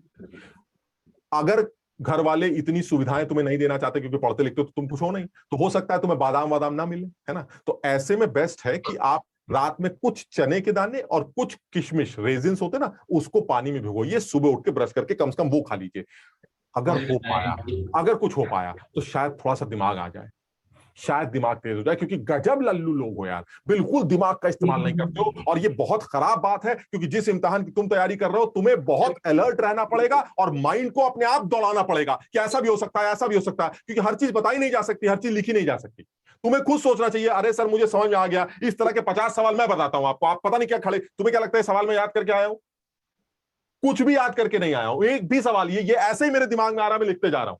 और तुम अगर 5 मिनट का टाइम दो तो 50 सवाल 25 सवाल और लिख दूंगा, क्योंकि मुझे समझ में आ रहा है ना, कुछ करना ही नहीं है। आप इस लेवल की एनर्जी देके वो पूछ लीजिए, वो देके ये पूछ लीजिए, ये देके वो पूछ लीजिए, ये देके डिफरेंस पूछ लीजिए, खेलते रहिए सर, आप खेलते रहिए, 85 सवाल बना लीजिए। लेकिन सर ये क्लैरिटी अगर जब तक तुम्हारे अंदर नहीं आएगी तब तक मजा ही नहीं आएगा, और वो सिर्फ तब आएगी जो जैसा कहा जा रहा है वैसा कर लो। तुमको 7 लेवल याद करने हैं, पहली बात। दूसरी बात, इनके डेफिनेशंस को और इस सिंगल इलेक्ट्रॉन सिस्टम को, बोर मॉडल को आराम से समझते हैं। जो तुम्हारा टेस्ट भी होगा संडे को, उसमें भी बोर मॉडल के बहुत सारे सवाल तुम्हें मिलेंगे, तो तुम लोग कम से कम इसको समझने की कोशिश करो। और इस तरह के सवाल तुम्हें करने को ज्यादा किताब में नहीं मिलने वाले। तुम सोचो प्रैक्टिस के लिए बहुत सारे सवाल मिल जाएंगे, नहीं मिलेंगे। तुम खुद ही सोच के बना लो एक आध सवाल और प्रैक्टिस कर लो, बस खत्म हो गया। बनाने की क्या जरूरत है, ऐसे समझ में आता है सर, हम कर लेंगे अब इस तरह के सवाल। लेकिन कुछ याद करके जाना पड़ेगा ना कि ग्राउंड लेवल की एनर्जी का क्या मतलब है। ग्राउंड लेवल की एनर्जी का मतलब है -13.6 Z²। आयनाइजेशन एनर्जी का मतलब क्या है, +13.6 Z²। किसी और ऑर्बिट की एनर्जी कैसे निकलती है सर, हमने याद कर रखी है। आपको कुछ चीजें याद करके जानी पड़ेंगी, समझ के जानी पड़ेंगी, तब आपको ये चीजें आसान लगेगी। अगली मेरे ख्याल से शायद कल होगी क्लास, सब लोग ये 7 एनर्जी लेवल, और कुछ करें ना करें, ये 7 एनर्जी लेवल याद करके आएंगे, और जितना काम आज किया है उसको एक बार रिवाइज करके आएंगे, ठीक है ना? तो आज इतना ही करते हैं, अगली क्लास में फिर मुलाकात करते हैं। Thank you. Thank you sir. Thank you sir. एक सेकंड सर, अरे मैम लीव मत करना। हाँ सर फिजिक्स और मैथ्स समझ में आती है अच्छे से सर, पता नहीं क्यों केमिस्ट्री हो ही नहीं पाती सर ढंग से। हाँ वो हो सकता है बेटा, वो दिक्कत होती है ऐसे। उसका मैंने उस दिन तुम्हें क्लास में बताया था ना एक बार बात, कि फिजिक्स में क्या चल रहा था और मैथ्स में क्या चल रहा था और केमिस्ट्री में क्या चल रहा है ना? थोड़ा सा इंतजार करो, जब वहां बम फूटेंगे ना तब तुमसे पूछेंगे। और सर एक क्वेश्चन पूछ, सर डीपीपी वगैरह में जो क्वेश्चन मिलते हैं, अगर उसमें एमसीक्यू एलिमिनेट हो रहे हैं तो एलिमिनेट करके कर सकते हैं? बिल्कुल एलिमिनेट करके कर सकते हैं, बिल्कुल कर सकते हो सर। हाँ सर जैसे कि वो स्टोइकोमेट्री का जो मतलब मॉड्यूल में से क्वेश्चन करते हैं, तो उसमें ज्यादातर क्वेश्चंस के तो कंपाउंड या रिएक्शंस मालूम ही नहीं है, तो अटेम्प्ट तो हो नहीं पाते। नहीं, जिनकी नहीं मालूम है उनकी रिएक्शंस को कहीं से देखो, क्योंकि एग्जाम में जब सवाल आएगा तो रिएक्शंस पता होंगे। सर तो हमने कुछ सवालों की रिएक्शंस इसलिए नहीं दे रखी है क्योंकि तुम्हें कहीं ना कहीं से वो रिएक्शंस मिल जाएंगी। तुम्हारे मॉड्यूल में ही पीछे टाइप्स ऑफ रिएक्शंस लिखी गई हैं, तुमने देखा होगा, हीटिंग ऑफ सम सॉल्ट्स करके ऐसे रिएक्शंस लिखी हैं, उसमें से मिल जाएगी, तो आप उसमें से भी देख सकते हो। नहीं तो एग्जाम में जब सवाल आएगा तो आपको ज्यादातर रिएक्शंस ऑलरेडी सवाल में दी जाएंगी, नहीं तो ऐसी रिएक्शंस होंगी जो ऑलरेडी पता हो। तो सर कोई एक ऐसा चैप्टर भी आएगा केमिस्ट्री में जिसमें रिएक्शंस वगैरह आगे मिलेंगी जिसमें आप एस ब्लॉक एलिमेंट्स या पी ब्लॉक एलिमेंट्स या डीएफ ब्लॉक एलिमेंट्स करोगे, वहां पर इनके कंपाउंड्स की हीटिंग वगैरह सारी रिएक्शंस आएंगी। जैसे तुमने सोडियम का नाइट्रेट की हीटिंग की, तो वहां तुम्हें बताया जाएगा, या एल्कली मेटल जब तुम पढ़ोगे एस ब्लॉक के अंदर, कि सोडियम का जो नाइट्रेट है वो हीट करने से ऑक्सीजन गैस निकालता है और सोडियम नाइट्राइड बनाता है, लेकिन लिथियम का जो नाइट्रेट है वो ऐसा नहीं करता। मतलब बात समझो, तो वो तुम्हें वहां से भी रिएक्शंस याद करने को मिल जाएंगे, लेकिन उसके लिए टाइम लगेगा। तो अभी के लिए क्या कह सकते हैं कि भाई जितना हो सकता है वो देख लेते हैं, और नहीं तो सवाल ऐसा मिलेगा जिसकी रिएक्शन गिवन होनी चाहिए। जब हम पूरा सिलेबस कर लेंगे तब हमें ऑलरेडी बहुत ज्यादा नॉलेज हो चुकी हो। मेरी बात समझ लो ना क्या कह रहा हूं मैं? क्योंकि मैं अभी तुमसे ये नहीं कह सकता ना कि चलो एस ब्लॉक याद कर डालो, क्योंकि वो आगे आएगा। तो अभी कम से कम इतना तो कह सकते हैं कि भाई ऐसा है, ये रिएक्शंस है, ये हम तुम्हें दे देते हैं। अगर नहीं दे रहे हैं तो फिर ऐसी कोई रिएक्शन दे देते हैं जो तुम्हें ऑलरेडी आती है, जैसे कैल्शियम कार्बोनेट की हीटिंग है, सबको आती है, तो हम नहीं देंगे आपको रिएक्शन। लेकिन अगर इसी में कोई ऐसा सवाल हो जिसकी हीटिंग तुम्हें नहीं दे रखी, तुम्हें नहीं आती, तो वो रिएक्शन तुम्हें लिख के देनी चाहिए। ओके सर, है ना। और जैसे अभी एक बच्चे ने, वो जिस बच्चे ने ये बात पूछी कि सर केमिस्ट्री हमें, ये वाले सवाल हमसे कम निकल के आ रहे हैं, एक तो ये वो बच्चे हैं जो कॉपी में कुछ नोट ही नहीं करते। जिस बच्चे ने सवाल पूछा ये वही बच्चा है जिसके बारे में मैं बोलता हूँ कि इसको छोड़ के बाकी बताइए, क्योंकि मुझे पता है वो कॉपी में कुछ नोट नहीं करता है और उसकी क्या अप्रोच है वो भी मुझे पता है। तो मुझे समझ में आ रहा है कि ये वाली प्रॉब्लम इसलिए सामने आती है बिकॉज ये उन चैप्टर्स के डिस्कशन चल रही है जो केमिस्ट्री के, फिजिकल केमिस्ट्री के मुश्किल चैप्टर्स माने जाते हैं, जिसको आप मोल 1 मोल 2 कह रहे थे। इसके सवाल निकालना, इसके सवाल हो पाना इतनी जल्दी नहीं हो पाते, इसमें टाइम लगता है। लेकिन जो बच्चा कर रहा है ना, उसको धीरे धीरे ये समझ में आ जाता है कि नहीं, अब जैसे तूने क्या पूछा कि सर रिएक्शन गिवन होती है तो दिक्कत नहीं होती, तो एटलीस्ट तुम इस लेवल तक पहुंच गए हो कि अगर करने लायक सवाल हुआ तो मैं कर लूंगा। यही तक पहुंचने के लिए बहुत एफर्ट्स करने पड़ते हैं, और जिन बच्चे, ये जो एक जो बच्चे कह रहे हैं, इन्होंने कोई एफर्ट्स नहीं कर रखे, इसलिए इनसे कोई लेना देना नहीं है, इनकी कोई बात नहीं सुनेंगे। हम जैसा समझ रहे हैं हम वैसे ही करेंगे, और क्योंकि मुश्किल चैप्टर है तो इसमें उतने ही एफर्ट्स लगाएंगे। इन बच्चों को मैंने ये समझाया था कि पैरेलली फिजिक्स मैथ्स में जो फर्स्ट चैप्टर के साथ चलता है केमिस्ट्री में, वो इजी चलता है। तुमने देखा होगा फिजिक्स में क्या चलता है, मैथमेटिकल टूल्स, यही चलता है फर्स्ट चैप्टर में। यस सर, उसमें क्या आता है सर, एक्स स्क्वायर का डिफरेंशिएशन, एक्स क्यूब का डिफरेंशिएशन, इसका इंटीग्रेशन। सर बड़ा मजा आता है, सर बड़ा आएगा ही मजा, क्योंकि उसमें फिजिक्स तो स्टार्ट ही नहीं हुई ना। जब फिजिक्स स्टार्ट होगी तब तुम देखना, क्योंकि वो भी अच्छी लेवल पे जाती होगी ना। वो कोई ऐसा तो ना कि ऐसे एक्स स्क्वायर का डिफरेंशिएशन में फिजिक्स निकल जाएगी, सर वो भी एक लेवल पे जाएगी। हमारे साथ दिक्कत क्या है, हमारा पहला चैप्टर ही बम फोड़ देता, क्योंकि ये फिजिकल केमिस्ट्री के मुश्किल, सबसे मुश्किल चैप्टर में आता। तो सर ऐसे में ये तो बड़ा अजीब सा है, मैथ्स और फिजिक्स में सर ठंडी ठंडी हवाएं चल रही और इसमें सर अजीब बैंड बजी हुई। तो यार इसका फायदा उठाते हैं ना, अगर वो इजी है या तुम्हें समझ में आ तो उसमें कम टाइम देकर इसमें ज्यादा टाइम दो ना। बेवकूफ क्या करते हैं, यार ये क्या है सर केमिस्ट्री में, बात समझ में नहीं आ रही सर, मुश्किल हो रहा है, मुश्किल हो रहा है। अरे लल्लू हो, मुश्किल हो रहा है तो इसका फायदा उठाओ, बिकॉज वहां कम टाइम देना पड़ेगा, यहाँ ज्यादा टाइम देना पड़ेगा। लेकिन जो ये काम नहीं करते वो पूरे साल जो है या तो उस सब्जेक्ट के लिए या इस सब्जेक्ट के लिए वो क्रेप मारते रहते हैं, कोई फायदा नहीं होता। मेरी बात तुम लोग समझ रहे हो ना। तो तुम 3 बच्चे जो हो, क्योंकि तुम लोग कोशिश कर रहे हो इसलिए मैं तुम लोगों से कह रहा हूं, किसी के चक्कर में मत पड़ो। मुश्किल है, सबको लगता है, तुम्हें भी लगेगा। ऐसा तो है नहीं सर हम नायाब है हमें नहीं लगेगा, लेकिन ये जरूर है कि सर हमें बात समझ में आ गई है कि सर ये चैप्टर था, इस चैप्टर का ये सार है, और इस चैप्टर में ये बातें आती हैं जो मुझे आती। अब आपने कोई बिल्कुल ही उल्टी सीधी चीज ऐसे कह दी जिसमें मुझे यही नहीं समझ में आ रहा है कि मैं शुरू कहां से करूं, तो मैं सवाल नहीं कर पाऊंगा। बट अगर आपने ये कह दिया कि भाई साहब लिमिटिंग रेडियंट निकालो, ये रिएक्शन दे रखी है, कंसंट्रेशन निकालो, मोलारिटी निकालो, मोलारिटी को मोलारिटी में कन्वर्ट करो, इसको सॉल्व करो, ये सब मैं कर लेता हूं, क्योंकि ये बेसिक लेवल मैंने सीख लिया। सब लोग इस बात को समझ रहे हो मैं क्या कहना चाह रहा हूं? Yes sir. तो थोड़ा सा ये समझो, मतलब इसमें किसी के चक्कर में मत पड़ो। और ये बहुत ऑब्वियस है, वो तो उसने गधे ने क्लास में बोल दिया। अदरवाइज ये तो बड़ा नॉर्मल है कि सर ये तो हमें भी पता है सर, और ये तुम तीनों भी मानते होगे कि सर वो पैरेलल फर्स्ट चैप्टर और ये आपका फर्स्ट चैप्टर, सर इनमें अंतर है। इसमें एफर्ट्स की रिक्वायरमेंट है सर। उसमें सर एक बार पता चल जाए कि एक्स स्क्वायर का डिफरेंशिएशन जो है वो 2x होता है, तो सर क्या उसमें दिमाग लगाना है। उसके बाद वेक्टर आ जाता है फिजिक्स में, सर बड़ा कूल, ज्यादा झंझट नहीं। ऐसी मैथ्स में भी पहले वाले चैप्टर में, अब कौन सा पहला चैप्टर चलता है मैथ्स का? Basic math. उसमें भी कुछ पुरानी बातें आ जाती हैं, कुछ ऐसे ऐसे करके ना जुगाड़ बन जाता है। सर ये तो बिल्कुल ही नया है सर, हमने 9th में सिर्फ ये पढ़ा था मोल किसे कहते हैं। उस 9th का ये इतना बड़ा चैप्टर बना दिया आपने, जो हमने बिल्कुल सोचा ही नहीं था कि इतनी बकवास हो सकती है। तो वाकई में ये मुश्किल है हमारे लिए, लेकिन हमें उस हिसाब से एफर्ट्स करने हैं। और तुम अगर लगे रहोगे तो 2 महीने 3 महीने 4 महीने में इस चैप्टर में काफी अच्छा कमांड आ जाए, ठीक है ना। तो इसलिए लोड नहीं लेना है, करना तो है ही ना। मैं तो ये कहता हूं चलो मुश्किल है, नहीं आया समझ में, तो तुम्हारे पास 2 रास्ते हैं, छोड़ दो, मत करो, या करना। अब तुम बता दो रास्ता क्या बचा? करना तो है, करना है। तो जब करना है तो फिर तो कोई रास्ता ही नहीं बचता सर। रात भर जागना पड़ेगा तो रात भर जाग जाएंगे, है 2 रातें नहीं सोएंगे तो नहीं सोएंगे सर। हमें करना है तो करना है। इस बार भी मेंस के पेपर में तुम लोग देखना, मतलब मैं कराना तो चाहता हूं क्लास में, क्योंकि बड़े आसान सवाल है इसलिए नहीं करा रहा हूं। इस बार की मेंस की जो शिफ्ट हुई है जुलाई वाली और जून वाली, तुम देखो हर शिफ्ट में 1 या 2 सवाल स्टोशियोमेट्री पे आए। उनमें से एक भी सवाल आज भी ऐसा नहीं होगा जो तुम नहीं कर पाओ। तुम कहीं से ढूंढ लो उसको। बिल्कुल स्टोशियोमेट्री हर बार आ रहे हैं लवली, हर बार सवाल आ रहे हैं स्टोशियोमेट्री के हर शिफ्ट में। और बिल्कुल ऐसे जैसे लिमिटिंग रेडियंट निकाल के आंसर निकाल लो, ग्राम निकाल लो, मोलैरिटी निकाल लो, मोल फ्रैक्शन, बिल्कुल लल्लू एकदम। अब सोचो जिस लेवल पे तुम जानना चाह रहे हो उस लेवल को बात करें तो वो सर अलग लेवल, वो एडवांस लेवल, ठीक है, जैसे अभी नैतिक पूछ रहा है या मोनित पूछ रहा है। लेकिन सर अगर उस लेवल की बात कर रहे हैं जिसमें एन फैक्टर, जिसमें ऑक्सीडेशन स्टेट निकालनी थी, जिसमें आपने वो सब बकवास कर रखी है, जिसमें लिमिटिंग रीजन निकालो, आसान, ये हम कर लेंगे, इसमें कोई दिक्कत नहीं।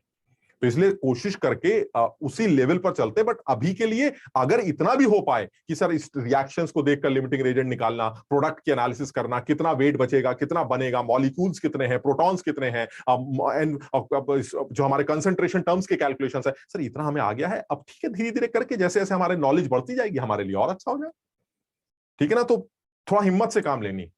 मतलब मैं इस चैप्टर को भी बहुत अलग बनाने वाला हूं, मतलब तुम सोच भी नहीं सकते कि एनसीईआरटी में जो दिया गया है और जो आप करने जा रहे हो, ऑब्वियसली एनसीईआरटी में इस तरह की बातें भले लिख दी हो, आयनाइजेशन एनर्जी क्या, लेकिन इस लेवल पर डिस्कशन नहीं। किस लेवल पर कि सर क्या क्या बन सकता है, क्योंकि तुम्हारे लिए ये ज्यादा इंपॉर्टेंट है कि तुम्हें ये पता हो कि हम पढ़ क्यों रहे हैं। मतलब हमें आपने आयनाइजेशन एनर्जी बता दी, बहुत बढ़िया, हमने याद कर ली, जैसे स्कूल में होता है ना, हमने याद कर ली, तो अब क्या करें, करना नहीं है। अब तुम ये सोचो कि आयनाइजेशन एनर्जी का क्या क्या मसाला बन सकता है, क्या क्या हो सकता है। अरे सर इससे दुनिया भर के सवाल बन सकते हैं। आयनाइजेशन एनर्जी गिवन होगी तो जेड आ जाएगा, जेड आ जाएगा तो सर हम कुछ भी निकाल सकते हैं उस एटम के बारे में, उसकी radius, velocity, time period, acceleration, sir सब में जेड चाहिए होता है। आप ऑर्बिट का नंबर बताते जाइए, एन जेड की वैल्यू पुट करते रहेंगे, radius, velocity, acceleration, time period सब आता जाए।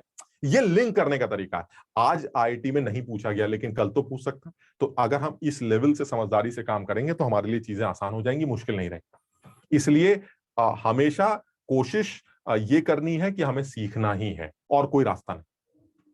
प्लस जैसा कहा जाए वो करते रहो। जैसे मैंने कहा, क्या कहा था, वो E/M ratio, cathode ray, anode रे, ये थोड़ा सा अपने आप पढ़ डालना। तो कहा गया है तो ये करना, ये समझ लो कि मैंने कह दिया तो मैंने पढ़ा दिया, बस ये समझ लो। तो तुम्हें एफर्ट्स करने हैं, उसको भी अलग से याद करने। तो जो बच्चा इतना कहना मानता रहे और ये करता रहे, मुझे लगता है उसके लिए कम से कम एक पर्टिकुलर लेवल तक अचीव करना तो कहीं मुश्किल नहीं रहता। और मुझे ऐसा लगता है कि आराम से बहुत अच्छा काम किया जा सकता है। ठीक है ना, तो चलो कोशिश करो। Thank you sir. Thank you sir. Thank you sir.